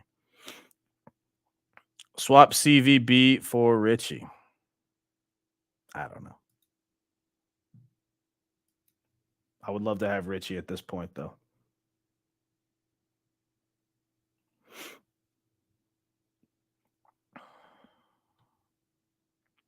Have to work Monday, so miss the game. M's will make it more nervous. I have a feeling you'll be checking your phone often. If we actually planned, we could definitely rebuild in the PL, get about 70 mil for Onana. Yeah, we definitely could not get 70 million for Onana right now. That's ridiculous. Players like Musa Dembele available on a free plus future becomes big if though. That's the thing. That's actually my argument for not buying Connor Cody on 5 million pounds. I know that doesn't sound like much, but I mean, Tarkovsky went on a free, Ben Mee went on a free. We could get there are defenders that we could get on a free, but the fact is we just have to get them rather than play Michael Keane again. But whatever. That's another off-season question that we'll get to when the off-season occurs. Anthony with a physical play gets called for a foul. No card for that, although the referee has shown he is willing to pull out the yellow this game. 64 minutes in, the game is getting physical as you'd expect. Still no goals as of yet. I'd say other than Matoma beating Wan-Bissaka, though, down the left side, it has been mostly United the last few minutes. Brighton have a spell of possession. Now, Brighton definitely the more possessive side over the course of the game. Both sides with obvious goal scorers, though. This will be an interesting finish. I'd want Potter to take over for Dice and use the Brighton blueprint. That's the thing. I think we'd all want somebody like Graham Potter. But as I said yesterday, why would Graham Potter come to Everton right now? What's the incentive? I would love it, but why? We're in financial restrictions. We don't have a good side. What's the promise? He wouldn't be, he would probably, it's a shot, taking a deflection for a corner. Brighton didn't know if they were going to play advantage or not. I think the Brighton players wanted the free kick and they end up not getting it. And now they're a little bit mad about that. Yeah, I don't know. That's an interesting one. Yeah, I don't know what the incentive would be for Brighton. For Graham Potter. Graham Potter wouldn't have full control of the of anything really, possibly the team selection, and that's it. Though he wouldn't be able to buy any players. I don't expect anybody to come to Everton if for some reason Deitch leaves. Yeah, here's the thing. There'll be murders if we go down, self-inflicted, not replace. Oh, well, I thought you just meant in the city. Not replace two most attacking players, playing Keenan ahead of Mina, missing Patterson. I mean, there's a bunch to unpack there, but other than just the simple stuff you said about the squad, I'm worried about the city. If we do go down, I think there's going to be just a lot of violence, and I just worry about it. Parachute payments paid up front, TV rights at the end of the season. Yeah, but you have to think long term. I mean, we haven't thought long term for the longest time, and that's been our issue. Deitch mentioned anything more on Townsend, or is he out for the rest of the season? I think it was understood that Townsend was out for. I haven't heard him in the last couple of weeks, other than if we go through the injuries, usually Deitch will end it with something like, and obviously Townsend's also out. And that makes me think that, like for the last couple of months, I didn't expect to see Townsend back. But I think a lot of people kind of forget that he would have fit into this squad somewhat well. He's not a massive player by any means, but he's better than what we have. A penalty shouts, referee not giving it. Matoma, I think, he's gone down too easily again. I think he might have actually gotten a bit of a shove on that one, but because he's gone down easily before, Matoma does not get the benefit of the doubt here. We play on. 67 minutes gone now. And here come Man United the other way with Fred on the left side.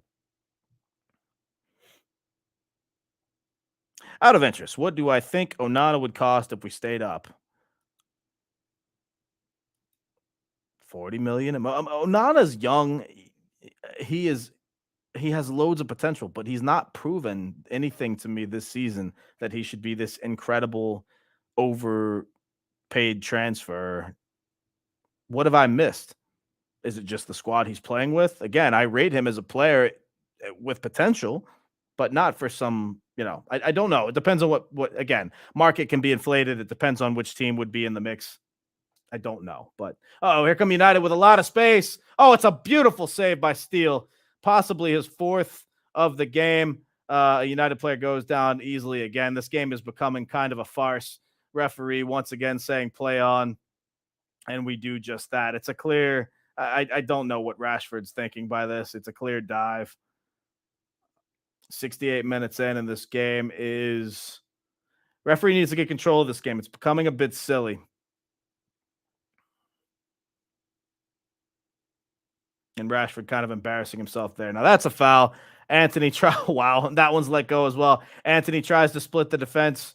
He gets sandwiched by two defenders. He gets up complaining at the ref. Oh, and then he gives a horrible foul, and that's probably going to be a yellow card. Anthony screaming at every single person around him. Gives a little shove. Lewis Duncan to him. Anthony with a shove back. Better watch it if you touch his face and he goes down. That is a red card. If you ask Abdoulaye Doucouré, a little bit of a couple chest bumps here and there. Could have been a little bit worse because once again, all it would have taken was a charge or an NBA style flop. I cannot believe the referee is not pulling out the card, but we've not seen a card just yet. Anthony might actually already be on a yellow. I'm not sure. I'd have to go back and look.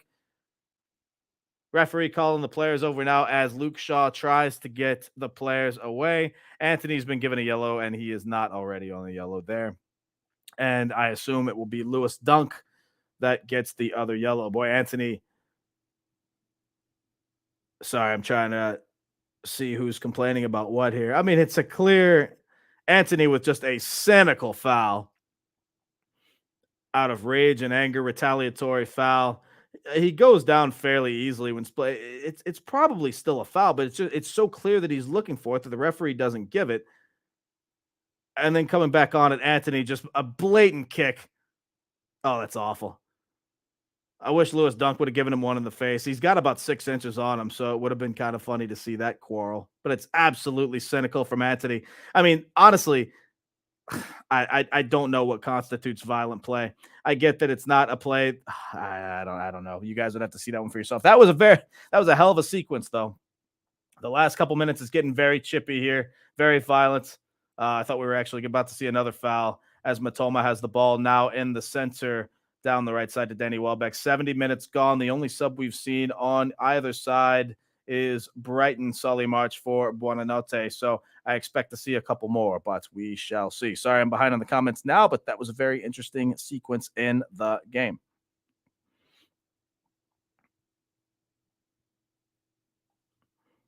Yeah, talk about Mashiri, and it'll just wind everybody up.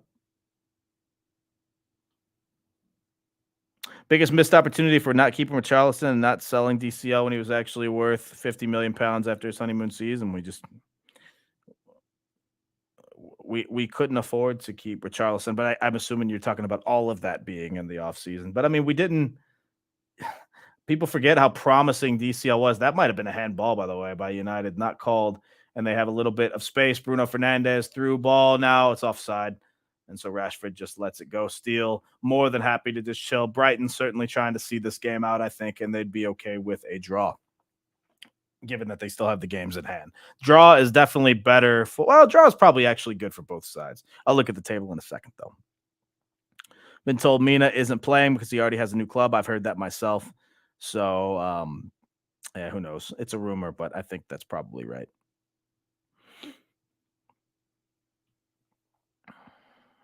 Truth in Cody having to pay Wolves an appearance fee. Yeah, I don't know about that.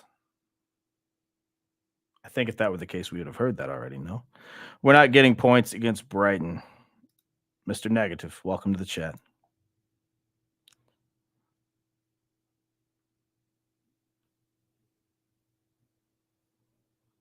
Paid about $40 million for him and proved he can play in this league, which adds more value to potential buyers. He's factually one of the best tacklers in the PL, which is key for 21. No, you're absolutely right. What I'm saying is, well, okay, never mind. I've said what I said. I don't think he's done anything to warrant a massive increase. Certainly not to something like 70 million. But if people will pay for it, you are worth. That is your value. Your value is what people will. Your value is what someone will pay for it. Anyone will pay for it. You knew what I meant.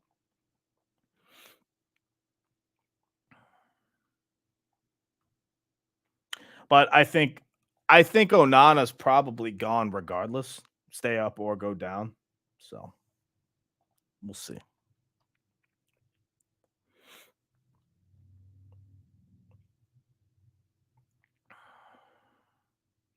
Prince Rupert. Bet Mina doesn't get injured once after he leaves Everton. Wouldn't that be just the ultimate kick in the bollocks, as they say? 73 minutes gone. No goals as of yet. Pace starting to kick up a bit.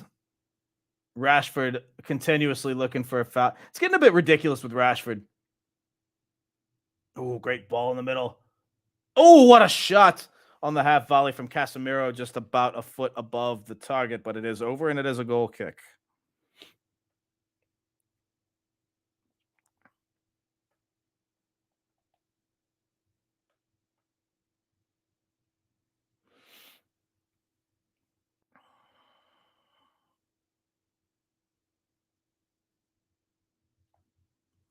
On come a couple of players for Brighton.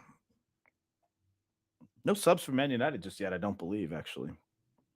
Check that just to confirm here in a second.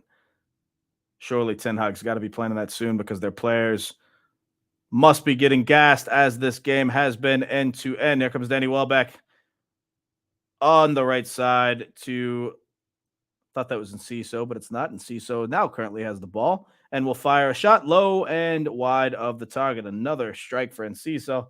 He would be Sean Dyche's type of player. Just have a go. I can't get mad if you miss because he's done a whole lot of that this game. Yeah, I don't know what I think about.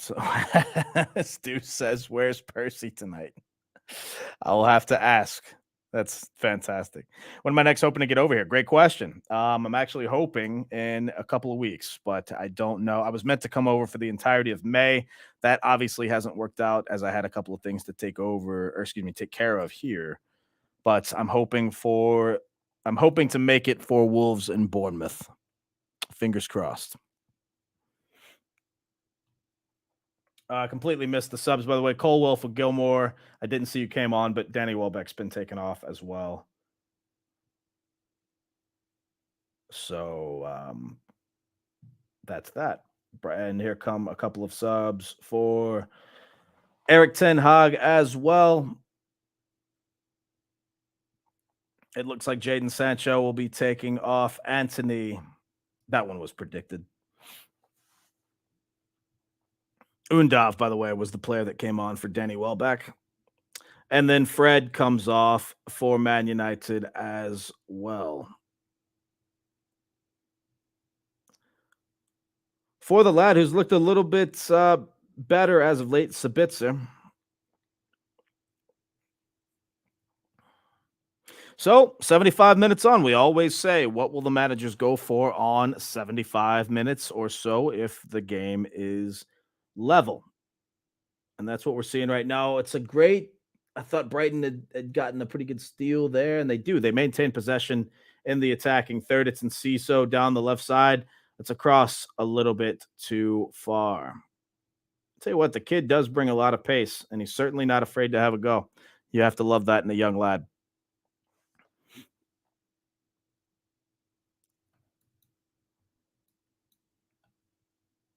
Sorry, Andy Man. Sorry, guys. We're gonna get rinsed.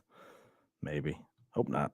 Hope I'm a lucky charm. Yeah, me too. I haven't exactly brought the most luck lately, but I will say every time I've gone over, it's been for usually it's for 4 or 5 games at a time. But we have one.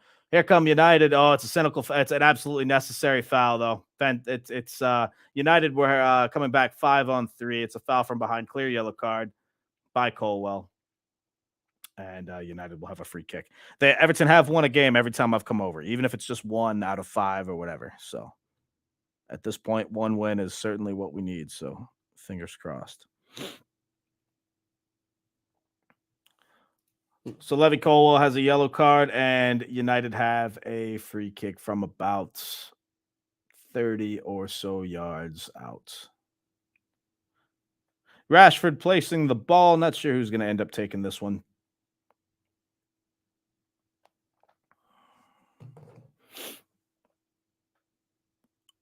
Martial 1-0. Stu spoiling it for everybody.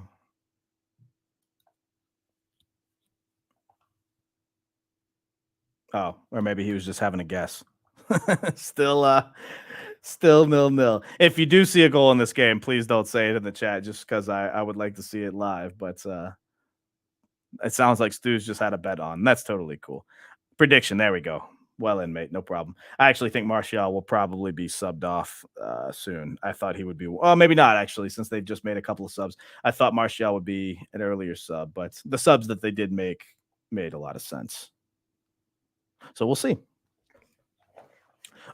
Need cheering up. I recommend watching Big Sam's presser where he compares himself to Pep and Klopp. Yeah, that was a little funny, but it doesn't cheer me up, unfortunately.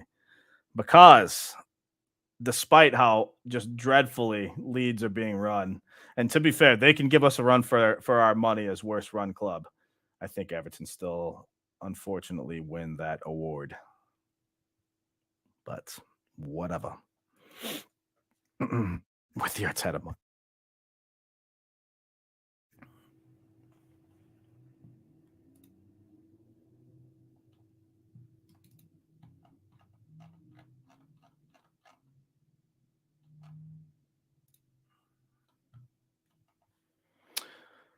Thanks to everyone in the chat. As always, another reminder, if you haven't liked and subscribed to us on YouTube and Twitter, please do us a big favor and check that out. And of course, my personal ones as well are listed.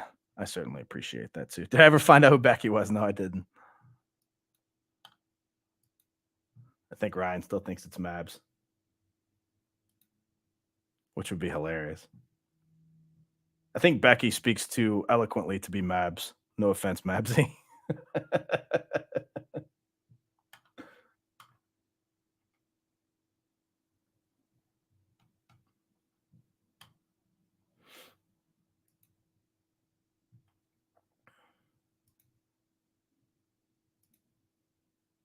80 minutes gone. Still no score. Very, very surprised.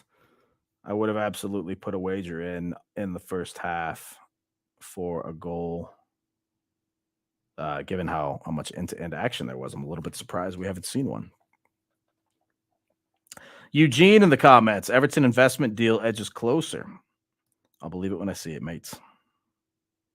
Big Sam is the last card of the last game at the last chance saloon just before closing time. I'll say this, as I said yesterday, we covered it briefly. I think that Leeds with Big Sam are basically taking it. Jeff said it first, but I agreed with him.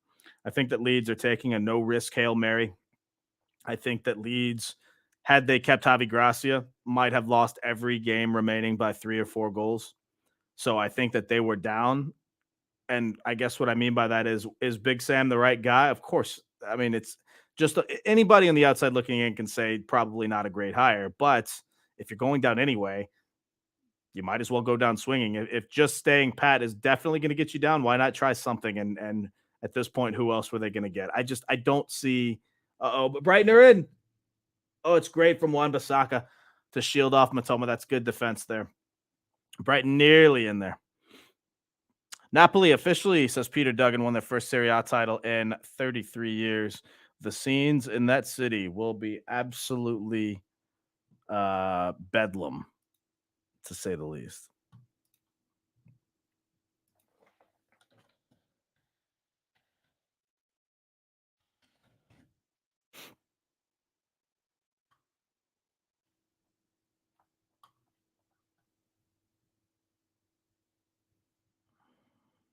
Hopefully, this takes a little belief out of Brighton if they only draw. I'll tell you this, well, I'll tell you what, that might be for naught if they score here.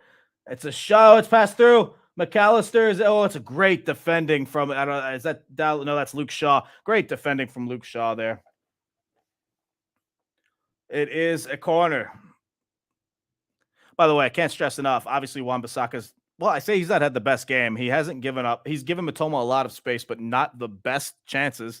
But United's defense really having a good game in terms of actual holding the wall, if you like.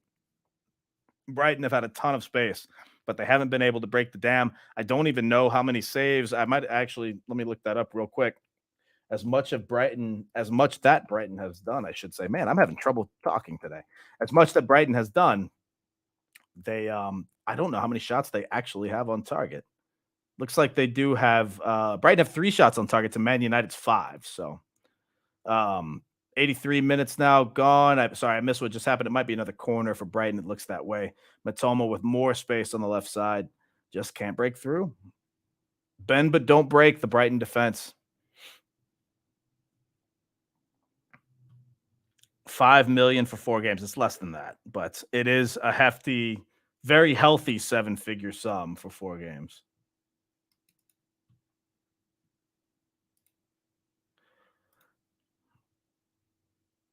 Everton need a cultural overhaul. That's an understatement.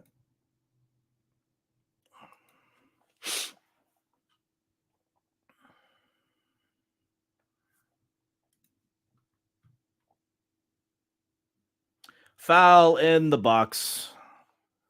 And United have a defender down. I think at this point, I mean, there will be a little bit more into, and Lindelof, by the way, is the defender that's down for Man United. I think both teams will be very okay with the draw, given the physical nature of this game and the end-to-end action.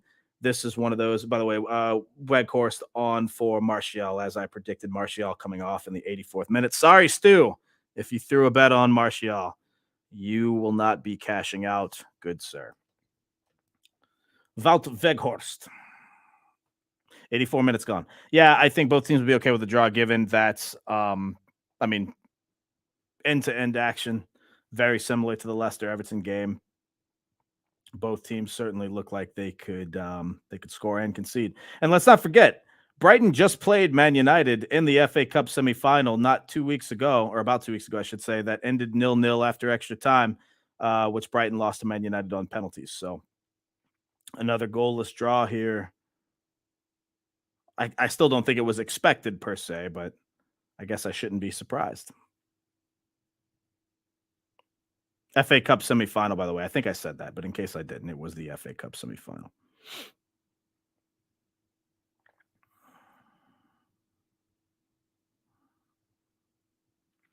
Mashiri needs to take a loss and move on. Trust me.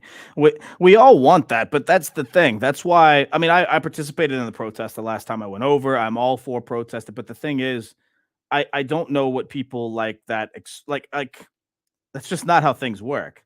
You protest against the owner, the board, whatever, but like the Man United fans that are protesting Glazers out, I don't know what they actually expect. You can't just protest and expect a billionaire owner to sell a thriving business entity, which United, I don't know. By the way, here come Brighton, by the way. Sorry, I'll finish that thought in a bit. Great moves here. Brighton go for goal. It's just wide. What a strike. Tries to go across his body. I could not have missed by that much. Solly March, the substitute, on a great individual run, gets the ball around midfield, takes it all the way in, beats one defender, skips around another. That's Luke Shaw, fires it across, and it's just missed the top corner. No, we all want Mashiri to go. It's just the point being It's his club. He owns it. You can't just force a sale. Just not the way it works. Yeah, 12. I think it might actually be longer, Stu. And if it is just 12, they'll be screaming it for a lot more. The Glazers aren't going anywhere. Man United are a global brand. And not only that, they're performing well. They're winning. They're in the FA Cup final and they just won the League Cup. I understand you're not winning the league every single year, as Caicedo has been given a yellow card, by the way.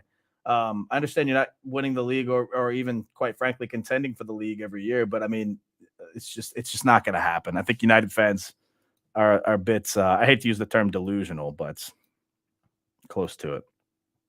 What is Everton worth? About a steak, bacon, a sausage roll from Greg's.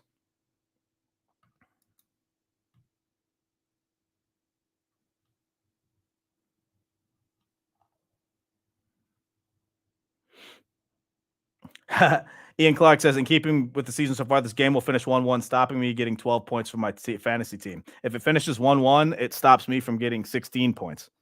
I have Brighton's defender and keeper and 2 United defenders, Shaw and Dallo, and then Estupinian and Steele. But I used my bench boost this week, so I've got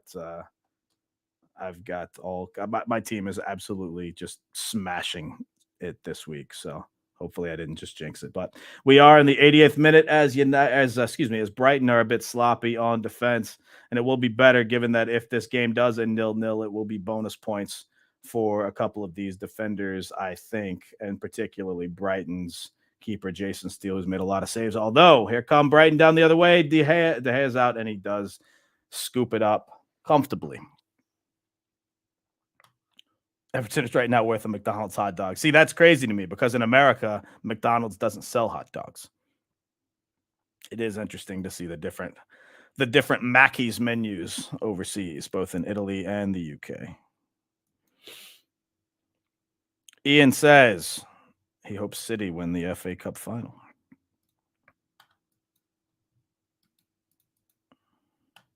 I must say, I don't care who wins that game.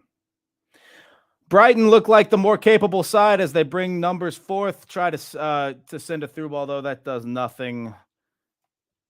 But Brighton, Shaw just boots it out. United's defense, again, bend but don't break. Absolutely. I don't want to say they're gassed. They still look like they're up for it, but they've certainly been on the back foot more in this game. Man United's defense, I should say, has been on the back foot more in this game than Brighton's. It is a foul on Brighton. And I will be curious to see. I don't recall. There's a bit of an injury stoppage for Buonanotte, but I don't remember much more than that. We had that little dust up with Anthony and Lewis Dunk. I'm thinking maybe 4 minutes. It won't be some outrageous injury time for this one. So 4 minutes sounds about right. We shall see. But we go into the 90th minute as of now. Never heard of hot dogs over here either. Oh, at Mackey's? Where in the world does McDonald's have hot? There are certain McDonald's that do like I've seen a massive. There's one actually here, and maybe there's more, but I know of a McDonald's here in Orlando, Florida, that's just massive. It's like a 2 or 3 story place that has an arcade, and it has just this absurd menu with like chicken quesadillas and like just everything that like it's like a full on restaurant. Oh, Man United giving way too much space. Brighton are in. Oh, it's through. Oh, what a save, De Gea. Wow. Possibly the best chance of the game thus far. It looked like it was going to be an individual run by, I don't think that's Alexis McAllister. Sorry, I'm bad with my vision, guys. I don't know who this was. That was actually Sully March who was initially taking. I thought he was going to cut to the middle of the box, almost to the penalty spot and have a go. Alexis McAllister hits it on the bounce with the outside of his foot right outside of the box as it bounced out, puts some spin on it, and it looks like it was curving into the far side of the goal, and De Gea makes a great save. It is a corner kick, and it is 5 minutes of added time. Oh, it's headed just over again. Great chance from Lewis Dunk. Brighton getting very frustrated, but they have looked the only side that might get anything out of this. We are into added time. 90 and a half minutes gone. 5 minutes minimum added time. Peter Duggan, big Star Wars fan, apparently. Happy Star Wars Day. If you celebrate it, may the 4th be with you. My mom worships Star Wars, and therefore I was kind of a fan growing up. Now, not so much. De Zerbi taking out his frustrations on a chair. It's better than a person, I guess. If anywhere was going to do it, I'm sure the US would be the first. I think the menu of McDonald's is actually more complicated in the UK and Italy. The US is the US has had more things before, but they've discontinued a lot of items. I haven't had McDonald's in I don't know how many years, so I don't really know. But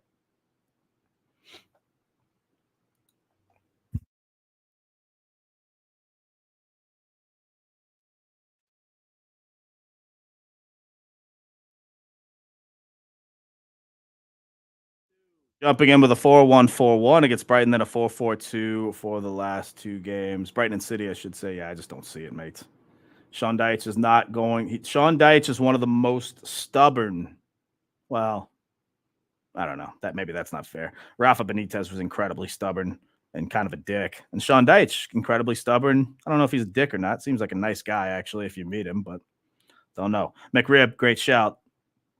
One of the former McDonald's items that became seasonal, and when it made appearances, the fans would go insane. Oh, I see what you're saying. Hot dogs in the US seem traditional. That's probably just films, like I said. No, hot dogs in stadiums are a thing as Estupinian fires a shot on net. That's more of a desperation attempt, easily saved by De Gea, who takes his time to get up, and it looks like we'll be playing for the draw.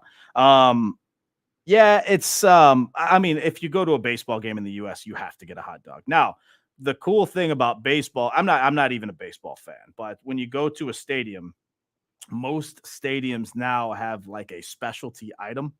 It's usually pretty pricey, but it's just a massive, whether it's a massive ice cream bowl or a giant 2-foot hot dog or whatever the case. A lot of these United really toeing the line in terms of fouls here. Clear foul, referee letting them play. I can't believe he's letting that play, but oh, they have given the free kick. Luke Shaw giving a bit of a talking to, and Ciso going down. Anyway, it is cool to see some of these specialty items at the stadiums. That's a horrible dive by Enciso. I can't believe the refs give it. The referee is looking straight at this, and it's just given a horrible. I don't know about that one. Regardless of who you support, that one's not exactly the best officiating. I'm allergic to hot dogs, says Peter Duggan. I don't really. They're okay. I don't fancy them too much, quite frankly. I do love a good slice of pizza. I'll say that. That's about. I don't know what the most American thing about me would be. Even though pizza, I get pizza's Italian. Don't get me wrong. I'm not stupid. But what I mean is, obviously over here, that's a big thing. Same thing at stadiums, or obviously New York and Chicago are known for their pizza, places like that. But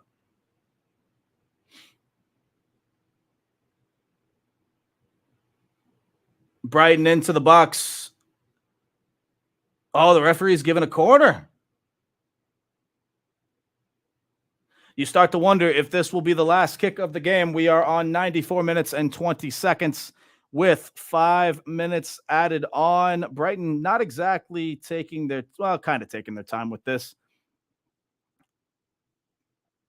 Does Everton have a big following in America? Kinda. Not like the quote unquote big six clubs, but Everton have had a history of having Americans on their team, and so a lot of fans have started following because of that. Matoma has it on the edge of the box. This might be the last chance of the game. It's through. Oh, it's great defense, but it's not cleared away. It's to the center. Oh, Brighton have a chance here. Oh, it's saved by De Gea. Great action for the end of this one. And Man United need to clear, and they do.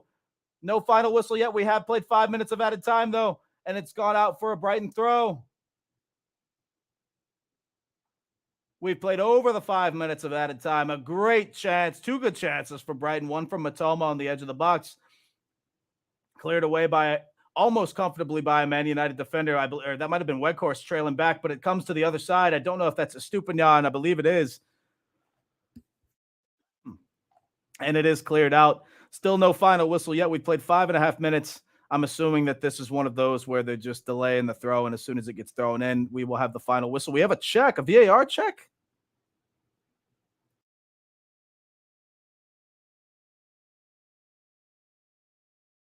Oh, boy.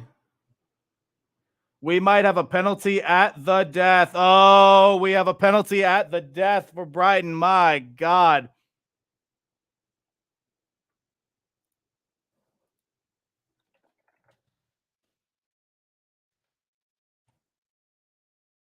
I mean, it's not official yet, but it's a handball by Luke Shaw, allegedly.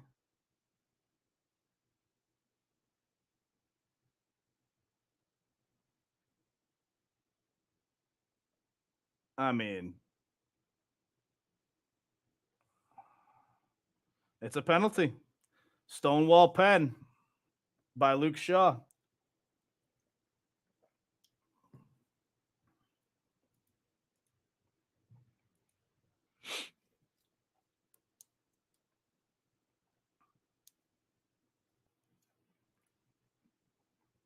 I assume it will be Sully. Or actually, it will probably be Alexis McAllister stepping up to take this. I believe he is Brighton's penalty taker. Wow, great stream. Thanks, Aaron, for the sub. I very much appreciate it, my mates. This is such a horrible beat for my fantasy team. This is going to cost me 8 points if McAllister scores this.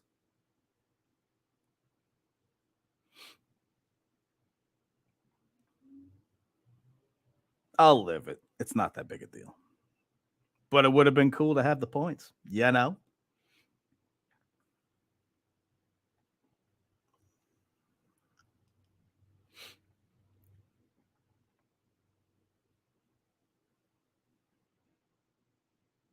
McAllister holding the ball, just waiting for a bit of space and decorum. What happened to Domino Daily, says Prince Rupert. We tried it. There really wasn't much daily stuff to report on, honestly. And so it might return in the future. But honestly, we've been having a lot of content anyway, whether it's watch-alongs or just pre-matches or whatever it is. So you can get a great Ruben on Allerton Road, Liverpool. Did not know that. Wonder who that is, by the way. Okay, McAllister steps up. I'm avoiding the comments in case anyone spoils. McAllister from the spot.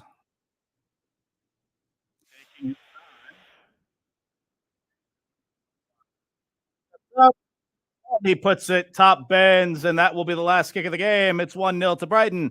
Brighton have won this game. Wow.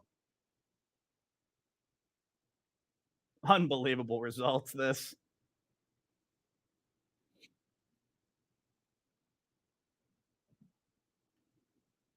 Oh, man.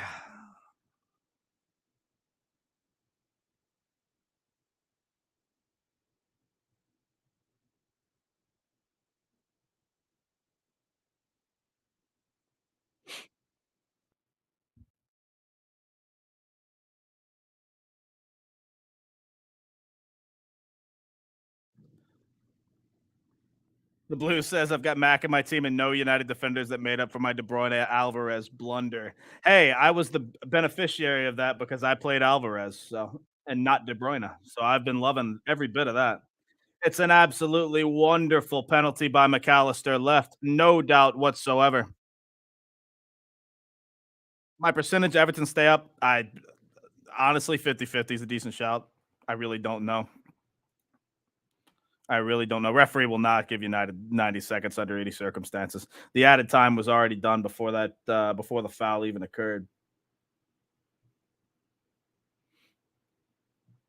Brighton and Hove, yeah, there's the final whistle right at the kickoff, and that's the end of that. Wow, what a win for Brighton.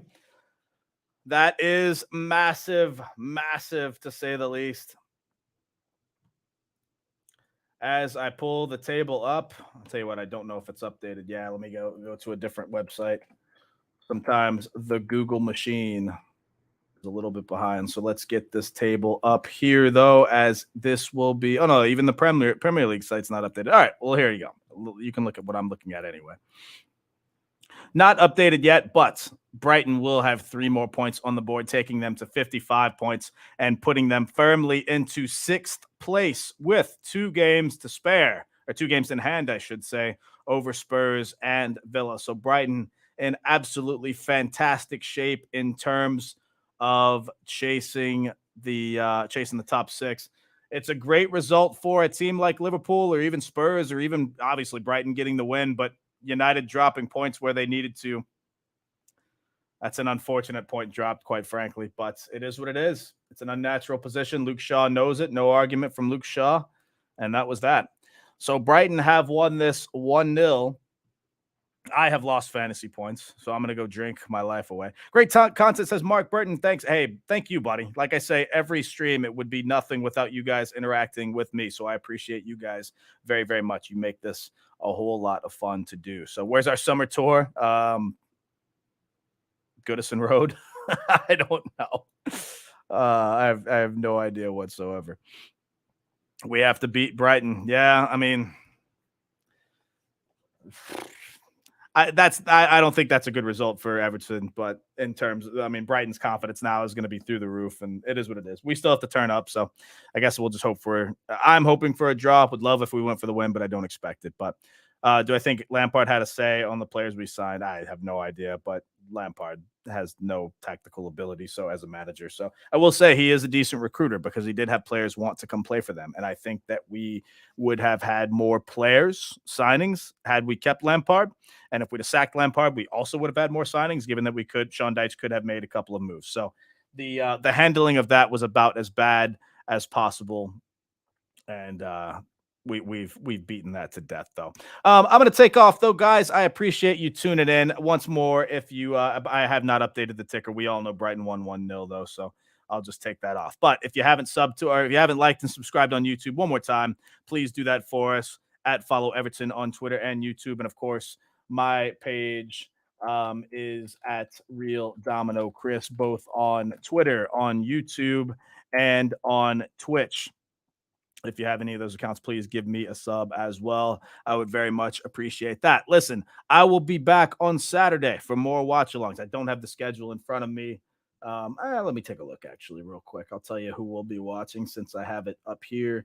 Saturday's fixtures: Bournemouth host Chelsea, Man City host Leeds, Spurs host Palace, Wolves host Villa, and Liverpool host Brentford. So my prediction is we don't have an early game this weekend, which is nice for me. I can get a little bit of extra sleep.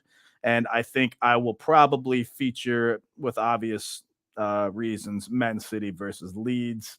And we'll keep an eye on the other games as well. So we'll be here. Those games kick off around 3 p.m. UK time on Saturday and 9 a.m. if you are in America. So we'll set the schedule for that, and I will see everyone then. I appreciate everybody checking in. Please understand that I cannot do this without you, so I appreciate your support more than anything else. And so until next time, as always, up the toffees.